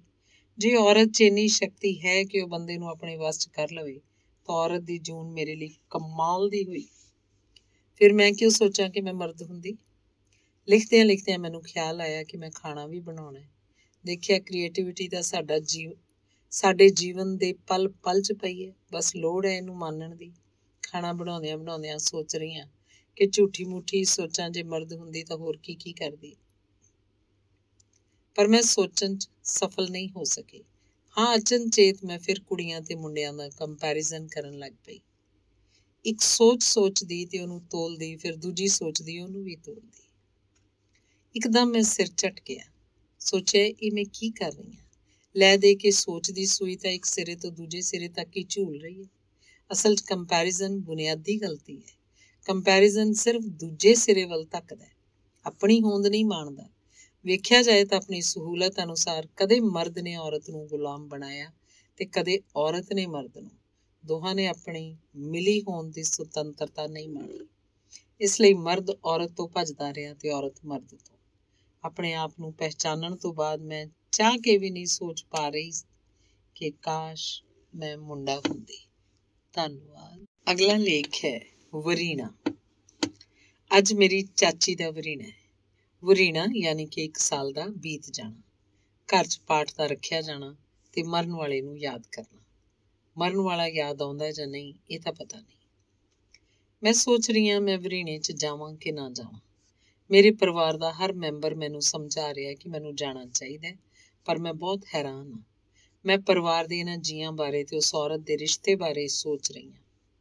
ਇਨਸਾਨੀ ਰਿਸ਼ਤਿਆਂ ਦੀ ਇੱਕ ਇਹੀ ਵਿਡੰਬਣਾ ਹੈ ਕਿ ਜਿਉਂਦਿਆਂ ਜੀ ਤਾਂ ਕੋਈ ਸਾਂਝ, ਕੋਈ ਅਹਿਸਾਸ ਨਹੀਂ ਦਿੰਦੇ ਤੇ ਮੌਤ ਤੋਂ ਬਾਅਦ ਹਰ ਰਸਮ ਦੀ ਹਾਜ਼ਰੀ 'ਚ ਬੇਦਿਲ ਹਾਜ਼ਰੀ ਭਰਨ ਚਲੇ ਜਾਂਦੇ ਨੇ। ਉਹ ਮੈਨੂੰ ਸਮਝਾਉਂਦੇ ਹਨ ਕਿ ਇਸੇ ਰਸਮ ਦਾ ਨਾਂ ਹੀ ਦੁਨੀਆਦਾਰੀ ਹੈ। ਪਤਾ ਨਹੀਂ ਇਹ ਕੈਸੀ ਬਿਮਾਰੀ ਹੈ ਜਿਹਦੇ ਨਾਲ ਉਹ ਮੈਨੂੰ ਡਰਾਉਂਦੇ ਨੇ, ਭਵਿੱਖ ਦੀ ਇਕੱਲਤਾ ਦਿਖਾਉਂਦੇ ਨੇ। ਮੈਨੂੰ ਲੱਗਦਾ ਹੈ ਕਿ ਸ਼ਾਇਦ ਸਭ ਖੁਦ ਹੀ ਵਾਰੀ ਵੱਟਾ ਲਾਉਂਦੇ ਹਨ, ਆਪਣੇ ਆਪਣੇ ਡਰ ਦਾ ਸ਼ੀਸ਼ਾ ਮੈਨੂੰ ਵਿਖਾਉਂਦੇ ਹਨ। ਮੈਂ ਸੋਚਦੀ ਹਾਂ ਮੈਂ ਭਾਵੇਂ ਵਰੀਣੇ 'ਚ ਨਹੀਂ ਜਾਵਾਂਗੀ, ਪਰ ਮੈਂ ਅੱਜ ਚਾਚੀ ਦੀਆਂ ਯਾਦਾਂ ਸੰਗ ਸੱਚਮੁੱਚ ਵਰੀਣਾ ਮਨਾਵਾਂਗੀ। ਬਚਪਨ ਦੀ ਯਾਦ ਭਾਵੇਂ ਮਿੱਠੀ ਭਾਵੇਂ ਕੌੜੀ, ਹਰ ਇੱਕ ਅੰਦਰ ਆਲ੍ਹਣਾ ਪਾ ਕੇ ਬੈਠੀ ਰਹਿੰਦੀ ਹੈ। ਮਿੱਠੀ ਯਾਦ ਭਾਵੇਂ ਭੁੱਲ ਵੀ ਜਾਵੇ, ਪਰ ਕੌੜੀ ਯਾਦ ਇੱਕ ਜ਼ਖਮ ਵਾਂਗ ਰਿਸਦੀ ਰਹਿੰਦੀ ਹੈ। ਬਹੁਤ ਸਾਰੇ ਸਾਂਝੇ ਪਰਿਵਾਰਾਂ ਵਾਂਗ ਮੇਰੇ ਪਿਤਾ ਦੇ ਚਾਚੇ ਦਾ ਵਪਾਰ ਸਾਂਝਾ ਸੀ। ਮੇਰੇ ਚਾਚਾ ਜੀ ਦਾ ਸੁਭਾਅ ਬਹੁਤ ਮੋਹ ਨਾਲ ਭਰਿਆ ਸੀ, ਖਾਸ ਕਰਕੇ ਸਾਡੇ ਪਰਿਵਾਰ ਦੇ ਸਾਰੇ ਬੱਚਿਆਂ ਨਾਲ। ਉਹਨਾਂ ਦਾ ਇੱਕ ਪੱਕਾ ਨੇਮ ਸੀ ਕਿ ਉਹ ਦੁਕਾਨ ਬੰਦ ਕਰਨ ਤੋਂ ਬਾਅਦ ਸਾਡੇ ਘਰ ਜ਼ਰੂਰ ਆਉਂਦੇ ਸੀ। ਉਹ ਹਮੇਸ਼ਾ ਸਾਡੇ ਵਾਸਤੇ ਕੁਝ ਨਾ ਕੁਝ ਖਾਣ ਲਈ ਲੈ ਕੇ ਆਉਂਦੇ। ਸਰਦੀਆਂ ਦੇ ਦਿਨਾਂ 'ਚ ਕਦੇ ਗਰਮ ਗਰਮ ਗੁਲਾਬ ਜਾਮਨ, ਕਦੇ ਗਰਮ ਗਰਮ ਜਲੇਬੀਆਂ, ਕਦੇ ਗਜਰੇਲਾ, ਜਿਸ ਉੱਤੇ ਪਿਆ ਖੋਇਆ ਉਹਨਾਂ ਦੀ ਪਿਆਰ ਵਾਂਗ ਲੱਗਦਾ ਸੀ। ਦਿਨ ਭਰ ਇੰਤਜ਼ਾਰ ਰਹਿੰਦਾ ਸੀ ਕਦ ਰਾਤ ਹੋਏਗੀ, ਕਦ ਚਾਚਾ ਜੀ ਆਉਣਗੇ। ਅੱਜ ਸੋਚਦੀ ਹਾਂ ਤਾਂ ਮੈਨੂੰ ਲੱਗਦਾ ਹੈ ਕਿ ਜੀਵਨ ਦੀ ਸਭ ਤੋਂ ਪਿਆਰੀ ਅਵਸਥਾ ਸ਼ਾਇਦ ਬਚਪਨ ਹੀ ਹੈ, ਜਿਸ ਵਿੱਚ ਜੀਵਨ ਨੂੰ ਤੱਕਣ ਲਈ ਅਸੀਂ ਕੋਈ ਵੀ ਭਾਸ਼ਾ ਨਹੀਂ ਸਿਰਜਦੇ। ਸਭ ਕੁਝ ਬੜਾ ਨਿਰੋਲ ਹੈ ਤੇ ਆਨੰਦਮਈ ਹੁੰਦਾ ਹੈ। ਪਤਾ ਨਹੀਂ ਉਹ ਕੀ ਸੀ ਜਿਹੜਾ ਮੇਰੇ ਤੇ ਚਾਚਾ ਜੀ ਦੀ ਵੱਡੀ ਲੜਕੀ ਪੂਜਾ ਦੇ ਵਿਚਕਾਰ ਸਾਂਝ ਬਣ ਕੇ ਉੱਗਿਆ। ਪਤਾ ਨਹੀਂ ਉਹ ਪਿਆਰ ਸੀ, ਮੋਹ ਦਾ ਕੋਈ ਰੂਪ, ਜਾਂ ਮਹਿਜ਼ ਇੱਕ ਅਹਿਸਾਸ। ਖੈਰ ਜੋ ਵੀ ਸੀ, ਘਰ ਦੇ ਸਾਰੇ ਬੱਚਿਆਂ 'ਚੋਂ ਇਹ ਅਹਿਸਾਸ ਸਾਡੇ ਦੋਹਾਂ ਵਿਚਕਾਰ ਹੀ ਉੱਗਿਆ ਤੇ ਵਧਿਆ। ਅਸੀਂ ਦੋਵੇਂ ਹਮ ਉਮਰ ਸੀ। 1 ਸਾਲ ਦਾ ਫਾਸਲਾ ਵੀ ਭਲਾ ਕੋਈ ਫਾਸਲਾ ਹੁੰਦਾ ਹੈ। ਅਸੀਂ ਬਹੁਤ ਸਮਾਂ ਇਕੱਠੀਆਂ ਰਹਿੰਦੀਆਂ, ਖੇਡਦੀਆਂ, ਸਕੂਲ ਜਾਂਦੀਆਂ, ਗੁੱਡੇ ਗੁੱਡੀਆਂ ਦਾ ਵਿਆਹ ਰਚਾਉਂਦੀਆਂ। ਭਾਵੇਂ ਸਾਡੇ ਪਿਤਾਵਾਂ ਦਾ ਵਪਾਰ ਸਾਂਝਾ ਸੀ, ਪਰ ਘਰ ਵੱਖਰੇ ਵੱਖਰੇ ਸਨ। ਜ਼ਿਆਦਾਤਰ ਉਹ ਹੀ ਮੇਰੇ ਘਰ ਖੇਡਣ ਆਉਂਦੀ। ਮੈਂ ਬਹੁਤ ਘੱਟ ਜਾਂਦੀ। ਮੈਨੂੰ ਉਹਦੇ ਘਰ ਜਾਣ ਤੋਂ ਅਜੀਬ ਜਿਹਾ ਭੈ ਹੁੰਦਾ। ਸ਼ਾਇਦ ਨਹੀਂ, ਯਕੀਨਨ ਉਹਦਾ ਕਾਰਨ ਸੀ ਮੇਰੀ ਚਾਚੀ। ਮੇਰੀ ਚਾਚੀ ਦਾ ਸੁਭਾਅ ਗੁੱਸੇ ਵਾਲਾ ਤੇ ਸ਼ੱਕ ਕਰਨ ਵਾਲਾ ਸੀ। ਮੈਂ ਜਾਂਦੀ ਤਾਂ ਅਕਸਰ ਪੁੱਛਦੀ, ਰਾਤੀ ਤੇਰੇ ਚਾਚਾ ਜੀ ਆਏ ਸਨ ਤੁਹਾਡੇ ਵੱਲ? ਮੇਰੇ ਉੱਤਰ ਤੋਂ ਪਹਿਲਾਂ ਹੀ ਉਹ ਫਿਰ ਪੁੱਛਦੀ, ਕੀ ਲਿਆਏ ਸੀ ਤੁਹਾਡੇ ਚਾਚਾ ਜੀ ਤੁਹਾਡੇ ਖਾਣ ਲਈ? ਪਤਾ ਨਹੀਂ ਚਾਚੀ ਜੀ ਦੀ ਬਰੀਕ ਤੇ ਤਿੱਖੀ ਆਵਾਜ਼ 'ਚ ਕਿੰਝ ਦੀ ਤਲਖੀ ਸੀ ਕਿ ਮੈਂ ਬਹੁਤ ਬੇਚੈਨ ਹੋ ਜਾਂਦੀ। ਮੇਰੇ ਕੋਲੋਂ ਕੁਝ ਵੀ ਨਾ ਬੋਲਿਆ ਜਾਂਦਾ, ਮੈਂ ਸੁੰਨ ਜਿਹੀ ਹੋ ਜਾਂਦੀ। ਤੇ ਜੇ ਚਾਚੀ ਕਦੀ ਸਾਡੇ ਘਰ ਵੀ ਆਉਂਦੀ ਤਾਂ ਇੰਝ ਦੀਆਂ ਗੱਲਾਂ ਮੇਰੀ ਮਾਂ ਨਾਲ ਵੀ ਕਰਦੀ। ਉਸ ਵੇਲੇ ਮੇਰਾ ਜੀਅ ਕਰਦਾ ਕਿ ਰੱਬਾ ਇਹਨਾਂ ਨੂੰ ਕੋਈ ਕੰਮ ਯਾਦ ਆ ਜਾਏ ਤੇ ਹੁਣੇ-ਹੁਣੇ ਚਲੇ ਜਾਣ। ਪੂਜਾ ਵੀ ਆਪਣੀ ਮਾਂ ਦੇ ਸੁਭਾਅ ਨੂੰ ਚੰਗੀ ਤਰ੍ਹਾਂ ਸਮਝਦੀ ਸੀ, ਸ਼ਾਇਦ ਮੇਰੇ ਨਾਲੋਂ ਕਿਧਰੇ ਚੰਗੀ ਤਰ੍ਹਾਂ, ਕਿਉਂ ਜੋ ਮੇਰੇ ਨਾਲੋਂ ਕਿਤੇ ਵਧੇਰੇ ਸਮਾਂ ਉਹਨਾਂ ਦੀ ਛਾਂ 'ਚ ਗੁਜ਼ਾਰਦੀ ਸੀ। ਇਸੇ ਲਈ ਉਹ ਆਪਣੀ ਤੇ ਮੇਰੀ ਸਾਂਝ ਆਪਣੀ ਮਾਂ ਦੇ ਸਾਹਮਣੇ ਵਿਖਾਉਣ ਦੀ ਕਦੇ ਵੀ ਕੋਸ਼ਿਸ਼ ਨਾ ਕਰਦੀ। ਉਨੀ ਦਿਨੀ ਮੈਂ 9ਵੀਂ 'ਚ ਸਾਂ ਤੇ ਪੂਜਾ 8ਵੀਂ 'ਚ। ਚਾਚੀ ਨੇ ਸਕੂਲ 'ਚ ਸਾਡੇ ਦੋਵਾਂ ਤੇ ਨਜ਼ਰ ਰੱਖਣ ਲਈ ਆਪਣੀ ਦੂਸਰੀ ਬੇਟੀ ਨੂੰ ਵੀ ਦੂਜੇ ਸਕੂਲ 'ਚੋਂ ਹਟਾ ਕੇ ਸਾਡੇ ਸਕੂਲ 'ਚ ਪਾ ਦਿੱਤਾ। ਉਹਦੇ ਤੇ ਸਾਡੇ ਦਰਮਿਆਨ ਸੋਚ ਦਾ ਤੇ ਉਮਰ ਦਾ ਫਾਸਲਾ ਸੀ। ਉਹ ਸਾਡੇ ਵਿਚਾਲੇ ਸੰਬੰਧਾਂ ਨੂੰ ਨਾ ਤਾਂ ਮਹਿਸੂਸ ਕਰ ਸਕਦੀ ਸੀ ਤੇ ਨਾ ਹੀ ਰਾਜ਼ ਰੱਖ ਸਕਦੀ ਸੀ। ਸੋ ਸਾਡਾ ਹਰ ਰਾਜ਼ ਚਾਚੀ ਤੱਕ ਪਹੁੰਚ ਜਾਂਦਾ ਤੇ ਇੱਕ ਸਹਿਜ ਸੰਬੰਧ ਵੀ ਤੰਗ ਨਜ਼ਰ ਕਾਰਨ ਨਾਜਾਇਜ਼ ਹੁੰਦਾ ਗਿਆ। ਵੈਸੇ ਉਮਰ ਦੇ ਇਸ ਪਿਆਰੇ ਜਿਹੇ ਮੋੜ ਤੇ ਸਾਡੇ ਕੋਲ ਰਾਜ਼ ਰੱਖਣ ਲਈ ਕੁਝ ਖਾਸ ਨਹੀਂ ਸੀ ਹੁੰਦਾ। ਮਹਿਜ਼ ਥੋੜ੍ਹੀਆਂ ਜਿਹੀਆਂ ਮੁੰਡਿਆਂ ਬਾਰੇ ਗੱਲਾਂ ਕਿ ਫਲਾਣਾ ਬੜਾ ਸੋਹਣਾ ਹੈ, ਕਿਹਨੇ ਕਿਹਨੂੰ ਛੇੜਿਆ, ਉਹ ਤੇਰੇ ਵੱਲ ਵੇਖਦਾ, ਵਗੈਰਾ ਵਗੈਰਾ। ਇਹ ਸਭ ਸਾਡੇ ਵਿਚਕਾਰ ਬੜਾ ਸਹਿਜ ਸੀ। ਕਦੇ ਵੀ ਇਸ 'ਚ ਪਾਪ ਜਾਂ ਗਲਤ ਵਰਗਾ ਕੁਝ ਵੀ ਮਹਿਸੂਸ ਨਹੀਂ ਸੀ ਹੋਇਆ। ਅਸੀਂ ਦੋਵੇਂ ਹੀ ਉਸ ਵੇਲੇ ਸੋਚਦੀਆਂ ਸਾਂ ਕਿ ਕੋਈ ਫਰਕ ਨਹੀਂ ਹੈ ਸਾਡੇ 'ਚ ਤੇ ਮੁੰਡਿਆਂ 'ਚ, ਇੱਕੋ ਜਿਹੀ ਪੜ੍ਹਾਈ ਹੈ, ਇੱਕੋ ਜਿਹੀ ਸੋਚ। ਪਰ ਸਾਡੀ ਇਹ ਸੋਚ ਛੇਤੀ ਗਲਤ ਸਾਬਤ ਹੋ ਗਈ ਤੇ ਸਾਡਾ ਭਰਮ ਟੁੱਟ ਗਿਆ। ਇੱਕ ਦਿਨ ਅਸੀਂ ਦੋਵੇਂ ਤੇ ਚਾਚੀ ਦੀ ਛੋਟੀ ਬੇਟੀ ਘਰ ਜਾ ਰਹੇ ਸੀ। ਇੱਕ ਸੋਹਣਾ ਮੁੰਡਾ ਸਾਡੇ ਕੋਲੋਂ ਲੰਘਿਆ। ਮੈਂ ਭੁੱਲ ਗਈ ਕਿ ਛੋਟੀ ਵੀ ਸਾਡੇ ਨਾਲ ਹੈ ਤੇ ਮੈਂ ਬੇਧਿਆਨੀ ਉਹਦੀ ਖੂਬਸੂਰਤੀ ਦੀ ਤਾਰੀਫ ਕਰ ਦਿੱਤੀ। ਸ਼ਾਮ ਨੂੰ ਮੈਂ ਆਪਣੇ ਘਰ ਬੈਠੀ ਪੜ੍ਹ ਰਹੀ ਸੀ ਕਿ ਅਚਾਨਕ ਬਾਹਰਲੇ ਕਮਰੇ 'ਚੋਂ ਚਾਚੀ ਦੀ ਉੱਚੀ ਆਵਾਜ਼ ਸੁਣ ਕੇ ਮੈਂ ਡਰ ਨਾਲ ਸੁੰਨ ਹੋ ਗਈ। ਉਸ ਵੇਲੇ ਮੇਰੀ ਮਾਂ ਤੇ ਚਾਚੀ ਅੰਦਰ ਆਈਆਂ ਤੇ ਮਾਂ ਨੇ ਬਿਨਾਂ ਕੁਝ ਪੁੱਛਿਆਂ 2 ਚਪੇੜਾਂ ਮੇਰੀਆਂ ਗੱਲਾਂ ਤੇ ਧਰ ਦਿੱਤੀਆਂ ਤੇ ਚਾਚੀ ਵੱਲ ਧੱਕਦਿਆਂ ਕਿਹਾ, ਲੈ ਤੂੰ ਵੀ ਝੰਬ ਲੈ ਇਹਨੂੰ ਤੇ ਕੱਢ ਲੈ ਆਪਣੇ ਮਨ ਦੀ ਭੜਾਸ। ਕੁੜੀਆਂ ਤੋਂ ਵੱਡੀ ਕੋਈ ਤਕਲੀਫ ਨਹੀਂ ਹੁੰਦੀ, ਜ਼ਰਾ ਕੁ ਵੱਡੀਆਂ ਹੁੰਦੀਆਂ ਨੇ ਤੇ ਜੀ ਦਾ ਜੰਜਾਲ ਹੀ ਬਣ ਕੇ ਰਹਿ ਜਾਂਦੀਆਂ ਨੇ। ਅੱਜ ਵੀ ਉਹ ਘਟਨਾ ਯਾਦ ਆਉਂਦੀ ਹੈ ਤੇ ਗੱਲਾਂ 'ਚੋਂ ਸੇਕ ਨਿਕਲਣ ਲੱਗਦਾ। ਰਾਤ ਭਰ ਮਾਂ ਸਮਝਾਉਂਦੀ ਰਹੀ ਕਿ ਹੁਣ ਤੂੰ ਬੱਚੀ ਨਹੀਂ ਰਹੀ, ਮੁੰਡਿਆਂ ਨਾਲ ਤੇ ਉਹਨਾਂ ਬਾਰੇ ਤੂੰ ਕੋਈ ਗੱਲ ਨਹੀਂ ਕਰਨੀ। ਰਾਹ 'ਚ ਆਉਂਦਿਆਂ ਜਾਂਦਿਆਂ ਨਜ਼ਰਾਂ ਨੀਵੀਆਂ ਰੱਖਣੀਆਂ ਨੇ, ਚੁੰਨੀ ਮੋਢਿਆਂ ਤੇ ਟਿਕਾ ਕੇ ਰੱਖਣੀ ਹੈ, ਬਕਸੂਏ ਲਾ ਕੇ। ਫਿਰ ਵੀ ਜੇ ਮਨ 'ਚ ਏਦਾਂ ਦਾ ਖਿਆਲ ਆ ਜਾਏ ਤਾਂ ਵਾਹਿਗੁਰੂ ਵਾਹਿਗੁਰੂ ਬੋਲਣਾ। ਮੇਰੇ ਮੂੰਹ 'ਚੋਂ ਨਿਕਲਿਆ ਇੱਕ ਛੋਟਾ ਜਿਹਾ ਵਾਕ ਮੇਰਾ ਜੀਵਨ ਇੰਝ ਬਦਲ ਦੇਗਾ, ਉਸ ਵੇਲੇ ਮੈਂ ਸੋਚ ਵੀ ਨਹੀਂ ਸੀ ਸਕਦੀ। ਮੇਰੇ ਤੇ ਪੂਜਾ ਦੀ ਇਕੱਲੇ ਮਿਲਣ ਦੀ ਮਨਾਹੀ ਹੋ ਗਈ। ਮੈਨੂੰ ਹਰ ਵੇਲੇ ਇੰਝ ਲੱਗਦਾ ਰਹਿੰਦਾ ਕਿ ਚਾਚੀ ਦੇ ਨਾਲ ਨਾਲ ਹੁਣ ਮੇਰੀ ਮਾਂ ਦੀ ਨਜ਼ਰ ਵੀ ਹਰ ਦਮ ਮੇਰਾ ਪਿੱਛਾ ਕਰਦੀ ਰਹਿੰਦੀ ਹੈ। ਮੇਰੇ ਬਹੁਤ ਸਾਰੇ ਛੋਟੇ ਛੋਟੇ ਚਾਅ ਇਸ ਘਟਨਾ ਦੀ ਬਲੀ ਚੜ੍ਹ ਗਏ। ਮੇਰੀ ਹਰ ਹਰਕਤ ਦੀ ਨਿਖੇਧੀ ਹੁੰਦੀ। ਮੈਨੂੰ ਇੰਝ ਲੱਗਣ ਲੱਗ ਪਿਆ ਜਿਵੇਂ ਮੈਂ ਕੋਈ ਵਰਜਿਤ ਫਲ ਹੋਵਾਂ। ਇੱਥੋਂ ਤੱਕ ਕਿ ਇੱਕ ਦਿਨ ਮੇਰੀ ਮਾਂ ਨੇ ਮੈਨੂੰ ਤਾਕੀਦ ਕੀਤੀ ਕਿ ਮੈਂ ਆਪਣੇ ਪ੍ਰਿੰਸੀਪਲ ਨੂੰ ਇੱਕ ਦਰਖਾਸਤ ਲਿਖਾਂ ਤੇ ਡਾਂਸ ਦਾ ਵਿਸ਼ਾ ਬਦਲ ਲਵਾਂ। ਡਾਂਸ ਜਿਸ ਦਾ ਮੈਨੂੰ ਬੇਹੱਦ ਸ਼ੌਕ ਸੀ। ਮੈਨੂੰ ਇੰਝ ਲੱਗਿਆ ਕਿਸੇ ਨੇ ਮੇਰੇ ਸ਼ੌਕ ਦਾ ਨਵਾਂ ਨਕੋਰ ਕੱਪੜਾ ਲੀਰੋ ਲੀਰ ਕਰ ਦਿੱਤਾ ਹੋਵੇ। ਅੱਜ ਆਪਣੀ ਚਾਚੀ ਦੇ ਵਰੀਣੇ ਤੇ ਮੈਂ ਆਪਣੇ ਲੀਰੋ ਲੀਰ ਸ਼ੌਕ ਦਾ ਵੀ ਸੋਗ ਮਨਾਉਂਦੀ ਹਾਂ। ਇੱਕ ਹੰਝੂ ਵਹਿ ਤੁਰਿਆ। ਖੈਰ ਵਕਤ ਆਪਣਾ ਸਫ਼ਰ ਤੈਅ ਕਰਦਾ ਰਿਹਾ। ਸਾਡੇ ਪਰਿਵਾਰਾਂ ਦੇ ਵਿਚਕਾਰ ਜੋ ਸਾਂਝਾਂ ਸੀ ਉਹ ਵਪਾਰ ਸੀ, ਪਰ ਵਕਤ ਨਾਲ ਉਸ ਵਿੱਚ ਵੀ ਤਰੇੜਾਂ ਆਉਣੀਆਂ ਸ਼ੁਰੂ ਹੋ ਗਈਆਂ। ਸਵਾਰਥ ਮਨ ਦੇ ਬੂਹੇ ਖੋਲ ਕੇ ਚਿਹਰਿਆਂ ਤੇ ਆ ਬੈਠਾ ਸੀ। ਹੁਣ ਰਾਤ ਹੁੰਦੀ, ਸਾਡਾ ਇੰਤਜ਼ਾਰ ਵੀ ਹੁੰਦਾ, ਪਰ ਚਾਚਾ ਜੀ ਨਾ ਆਉਂਦੇ। ਵਕਤ ਫਿਰ ਪਲਟਿਆ ਤੇ ਸੰਜੋਗ ਨਾਲ ਮੈਂ ਤੇ ਪੂਜਾ ਫਿਰ ਕਾਲਜ 'ਚ ਇਕੱਠੀਆਂ ਹੋ ਗਈਆਂ। ਇਸ ਵਾਰ ਸਾਡੇ ਦਰਮਿਆਨ ਤੀਸਰਾ ਕੋਈ ਨਹੀਂ ਸੀ, ਪਰ ਠੀਕ ਸਾਡੀ ਸੋਚ ਦੇ ਉਲਟ ਚਾਚੀ ਦਾ ਸ਼ੱਕ ਹੋਰ ਵੱਧ ਗਿਆ। ਇਸ ਲਈ ਉਹਨੇ ਨਵਾਂ ਰਾਹ ਅਪਣਾਇਆ। ਉਹ ਅਕਸਰ ਸਾਡੇ ਘਰ ਆਉਂਦੀ ਤੇ ਮੇਰੀ ਮਾਂ ਨੂੰ ਤਰ੍ਹਾਂ ਤਰ੍ਹਾਂ ਦੀਆਂ ਗੱਲਾਂ ਸਮਝਾਉਂਦੀ ਤੇ ਮੇਰੇ ਬਾਰੇ ਵੱਧ ਤੋਂ ਵੱਧ ਜਾਣਕਾਰੀ ਲੈਣ ਦੀ ਕੋਸ਼ਿਸ਼ ਕਰਦੀ। ਸਾਡੇ ਪਰਿਵਾਰ ਦੇ ਬਾਕੀ ਬੱਚਿਆਂ ਬਾਰੇ ਉਹਨੂੰ ਕੋਈ ਖਾਸ ਦਿਲਚਸਪੀ ਨਾ ਹੁੰਦੀ। ਅਸੀਂ 7 ਭੈਣ ਭਰਾ ਸਾਂ। ਉਹ ਹਮੇਸ਼ਾ ਪੁੱਛਦੀ, ਕਦੋਂ ਇਹ ਕਾਲਜ ਤੋਂ ਆਉਂਦੀ ਹੈ, ਇਹਦੀਆਂ ਕਿਹੜੀਆਂ ਕਿਹੜੀਆਂ ਸਹੇਲੀਆਂ ਹਨ, ਕਿਹੜੀ ਸਹੇਲੀ ਘਰ ਆਉਂਦੀ ਹੈ, ਸਮੇਂ ਤੋਂ ਲੇਟ ਤਾਂ ਨਹੀਂ ਆਉਂਦੀ, ਫੈਸ਼ਨ ਤਾਂ ਨਹੀਂ ਕਰਦੀ। ਮੈਂ ਸਮਝਦੀ ਸਾਂ ਕਿ ਇਸ ਤਰ੍ਹਾਂ ਦੀ ਫਿਕਰ ਕੁੜੀਆਂ ਦੇ ਮਾਪਿਆਂ ਨੂੰ ਸੁਭਾਵਕ ਹੀ ਹੋ ਜਾਂਦੀ ਹੈ, ਪਰ ਚਾਚੀ ਦੇ ਫਿਕਰ ਦਾ ਅਰਥ ਮੈਂ ਨਹੀਂ ਸਾਂ। ਇਹ ਤਾਂ ਉਹਨਾਂ ਦੇ ਸ਼ੱਕੀ ਸੁਭਾਅ ਦਾ ਹਿੱਸਾ ਸੀ। ਕਦੇ ਕਦੇ ਜਦ ਮੈਂ ਘਰ ਪਰਤਦੀ ਤਾਂ ਸ਼ੈਲਫ ਤੋਂ ਮੇਰੀਆਂ ਕਿਤਾਬਾਂ ਇੱਧਰ ਉੱਧਰ ਖਿਸਕੀਆਂ ਹੁੰਦੀਆਂ। ਮੈਨੂੰ ਇਸ ਤਲਾਸ਼ੀ ਤੋਂ ਬਹੁਤ ਗੁੱਸਾ ਆਉਂਦਾ। ਮੈਂ ਮਨ ਹੀ ਮਨ ਕੁੜਦੀ ਤੇ ਸੋਚਦੀ, ਕਿਉਂ ਨਹੀਂ ਚਾਚੀ ਆਪਣੀ ਕੁੜੀ ਨੂੰ ਇਹ ਸਭ ਕੁਝ ਪੁੱਛਦੀ, ਕਿਉਂ ਹਰ ਵੇਲੇ ਮੇਰੇ ਹੀ ਦੁਆਲੇ ਰਹਿੰਦੀ ਹੈ। ਪਰ ਹੌਲੀ ਹੌਲੀ ਮੈਂ ਸਭ ਜਾਣ ਗਈ ਕਿ ਇਹ ਸ਼ੱਕ ਉਹਦਾ ਅੰਤਰ ਸੁਭਾਅ ਹੈ। ਇੱਕ ਦਿਨ ਪੂਜਾ ਘਰ ਆਈ ਤੇ ਕਹਿਣ ਲੱਗੀ ਕਿ ਮੰਮੀ ਨੇ ਕਿਹਾ ਕਿ ਤੂੰ ਅੱਜ ਸਾਡੇ ਘਰ ਰਹੇਂਗੀ। ਮੈਂ ਹੈਰਾਨ ਹੋਈ, ਪਰ ਸੋਚਿਆ ਸ਼ਾਇਦ ਚਾਚੀ ਮੇਰੇ ਪ੍ਰਤੀ ਕੁਝ ਨਰਮ ਪੈ ਗਈ ਹੈ ਜਾਂ ਫਿਰ ਉਹਦਾ ਮੇਰੇ ਪ੍ਰਤੀ ਕੋਈ ਮੋਹ ਜਾਗ ਪਿਆ। ਪਰ ਇਹ ਸਭ ਭਰਮ ਨਿਕਲਿਆ। ਰਾਤ ਬਹੁਤ ਭਾਰੀ ਸੀ। ਚਾਚੀ ਅਗਲੀਆਂ ਪਿਛਲੀਆਂ ਫੋਲਦੀ ਰਹੀ। ਕਦੇ ਕਦਾਈ ਤੂੰ ਫਲਾਣੀ ਗੱਲ ਗਲਤ ਕੀਤੀ, ਤੇਰੇ ਕਰਕੇ ਛੋਟੀਆਂ ਵਿਗੜੀਆਂ ਪਈਆਂ ਨੇ। ਇੰਜ ਉਹ ਬੇਹਿਸਾਬ ਹੀ ਮੈਨੂੰ ਉਹਨਾਂ ਕਰਮਾਂ ਦੀ ਸਜ਼ਾ ਵੀ ਦਿੰਦੀ ਰਹੀ ਜੋ ਮੈਂ ਕੀਤੇ ਹੀ ਨਹੀਂ। ਇਹ ਘਟਨਾ ਵੀ ਮੇਰੇ ਮਨ ਤੇ ਮੱਲ ਮਾਰ ਕੇ ਬੈਠ ਗਈ। ਮੈਨੂੰ ਨੀਰੂ ਕੋਲੋਂ ਵੀ ਭੈ ਆਉਣ ਲੱਗ ਪਿਆ। ਕਾਲਜ 'ਚ ਵੀ ਮੈਂ ਉਹਨੂੰ ਘੱਟ ਹੀ ਮਿਲਦੀ। ਇੱਕ ਵਿੱਥ ਜਿਹੀ ਪੈ ਗਈ। ਇਸ ਡਰ ਨੇ ਸਾਡੇ ਜੀਵਨ ਦਾ ਸੁਨਹਿਰੀ ਸਮਾਂ ਜੋ ਅਸੀਂ ਇਕੱਠਿਆਂ ਗੁਜ਼ਾਰਨਾ ਸੀ ਖੋਹ ਲਿਆ। ਇੱਕ ਸਫ਼ਰ ਹੋਰ ਜ਼ਿੰਦਗੀ ਤੁਰੀ। ਅਸੀਂ ਦੋਵੇਂ ਵਿਆਹੀਆਂ ਗਈਆਂ, ਪਰ ਉਸ ਵੇਲੇ ਤੱਕ ਸਾਡੇ ਪਰਿਵਾਰ ਸਿਰਫ ਰਸਮੀ ਤੌਰ ਤੇ ਮਿਲਣ ਲੱਗ ਪਏ ਸਨ। ਇਹ ਦੁਨੀਆਦਾਰੀ ਸੀ ਜੋ ਮੇਰਾ ਪਰਿਵਾਰ ਤਾਂ ਨਿਭਾ ਰਿਹਾ ਸੀ, ਪਰ ਮੇਰੇ ਪੱਲੇ ਨਾ ਪੈਂਦੀ। ਇੰਝ ਹੀ ਸਮਾਂ ਚੱਲਦਾ ਰਿਹਾ। ਇੱਕ ਦਿਨ ਖਬਰ ਆਈ ਚਾਚੀ ਨਹੀਂ ਰਹੀ। ਬੀਤੇ ਸਮੇਂ ਦੀ ਸਾਰੀ ਫਿਲਮ ਮੇਰੀਆਂ ਯਾਦਾਂ 'ਚ ਘੁੰਮ ਗਈ। ਮੇਰੀਆਂ ਅੱਖਾਂ ਭਿੱਜ ਗਈਆਂ। ਅਫਸੋਸ ਕਰਨ ਗਈ, ਪਰ ਪੂਜਾ ਨਾਲ ਮੈਂ ਦੋ ਸ਼ਬਦ ਵੀ ਭਾਵ ਦੇ ਸਾਂਝੇ ਨਹੀਂ ਕਰ ਸਕੀ। ਮਨ ਦੇ ਕਿਸੇ ਕੋਨੇ 'ਚ ਇੱਕ ਡਰ ਬੈਠਾ ਸੀ, ਜਿਹੜਾ ਚਾਚੀ ਦੀ ਤਸਵੀਰ ਤੋਂ ਵੀ ਡਰ ਰਿਹਾ ਸੀ। ਇੱਕ ਹੋਰ ਸਾਲ ਇਸ ਤੋਂ ਬਾਅਦ ਮੁੱਕ ਗਿਆ। ਸਾਡੇ ਪਰਿਵਾਰਾਂ ਦੀ ਬੋਲਚਾਲ ਵੀ ਨਹੀਂ ਰਹੀ। ਸਾਰੇ ਸਬੰਧ ਲਗਭਗ ਮੁੱਕ ਗਏ। ਮੈਂ ਵੀ ਆਪਣੀ ਜ਼ਿੰਦਗੀ 'ਚ ਮੁੜ ਗਈ। ਅੱਜ ਸਵੇਰ ਤੋਂ ਬਾਰ-ਬਾਰ ਫੋਨ ਦੀ ਘੰਟੀ ਵੱਜ ਰਹੀ ਹੈ। ਹਰ ਵਾਰ ਆਵਾਜ਼ ਬਦਲਦੀ ਹੈ।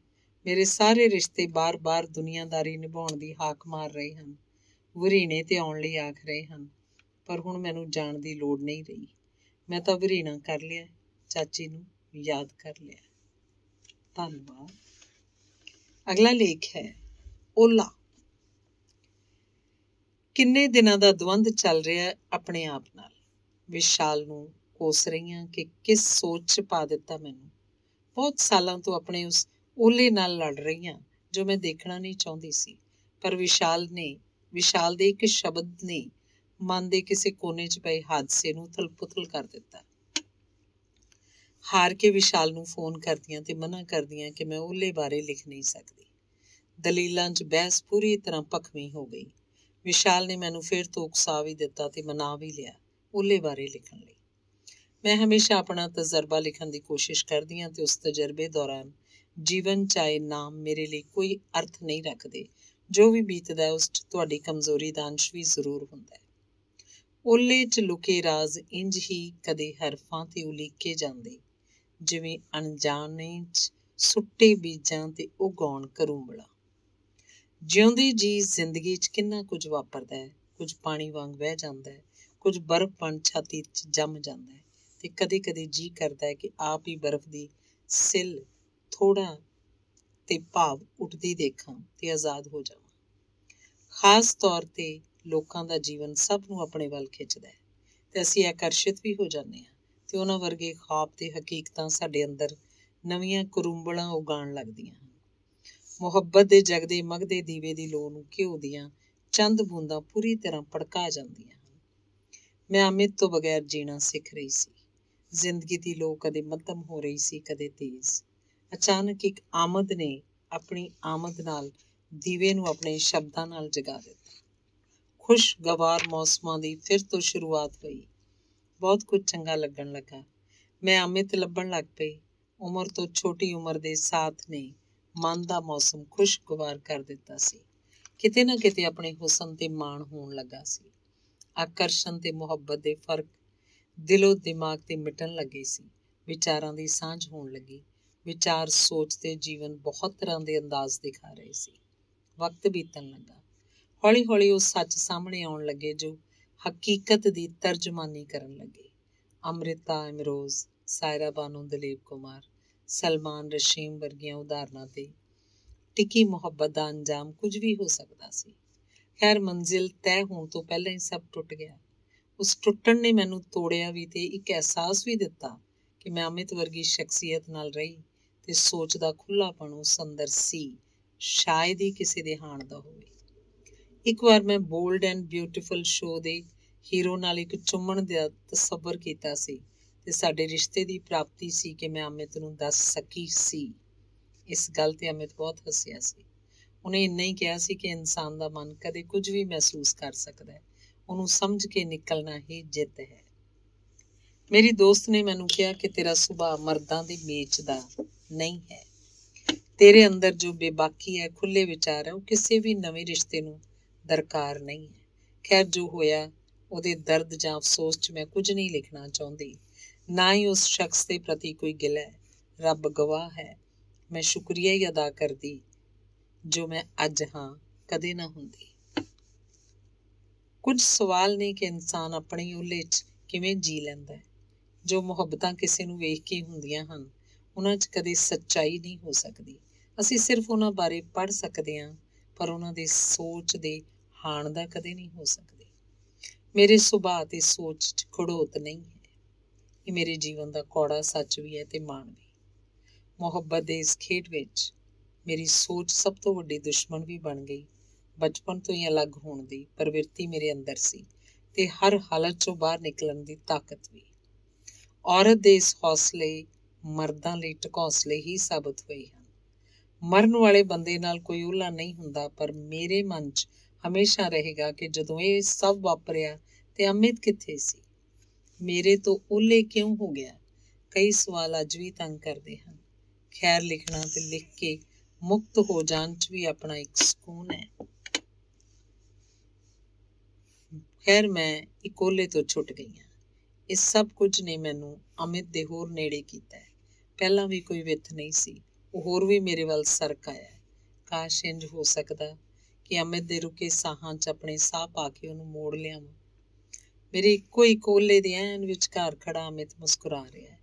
ਮੈਂ ਓਹਲੇ ਦੀ ਕੰਧ ਟੱਪ ਕੇ ਉਸ ਨਾਲ ਜੱਫੀ ਪਾ ਲਈ ਹੈ। ਰਿਸ਼ਤਾ ਜਦੋਂ ਛਾਤੀ 'ਚ ਹੁੰਦਾ ਹੈ ਤੇ ਸਾਹਾਂ ਦੀ ਸਾਰੰਗੀ ਸੁਣੀ ਜਾ ਸਕਦੀ ਹੈ। ਕਿਸੇ ਵੀ ਰਿਸ਼ਤੇ ਦਾ ਨਿੱਘ ਉਦੋਂ ਤੱਕ ਹੀ ਹੁੰਦਾ ਜਦੋਂ ਛਾਤੀ 'ਚ ਰਹਿੰਦਾ। ਜ਼ਖਮੀ ਅੱਖਰ ਰਿਸ਼ਤੇ 'ਚੋਂ ਵਗਣ ਲੱਗ ਪੈਂਦੇ ਹਨ। ਧੰਨਵਾਦ।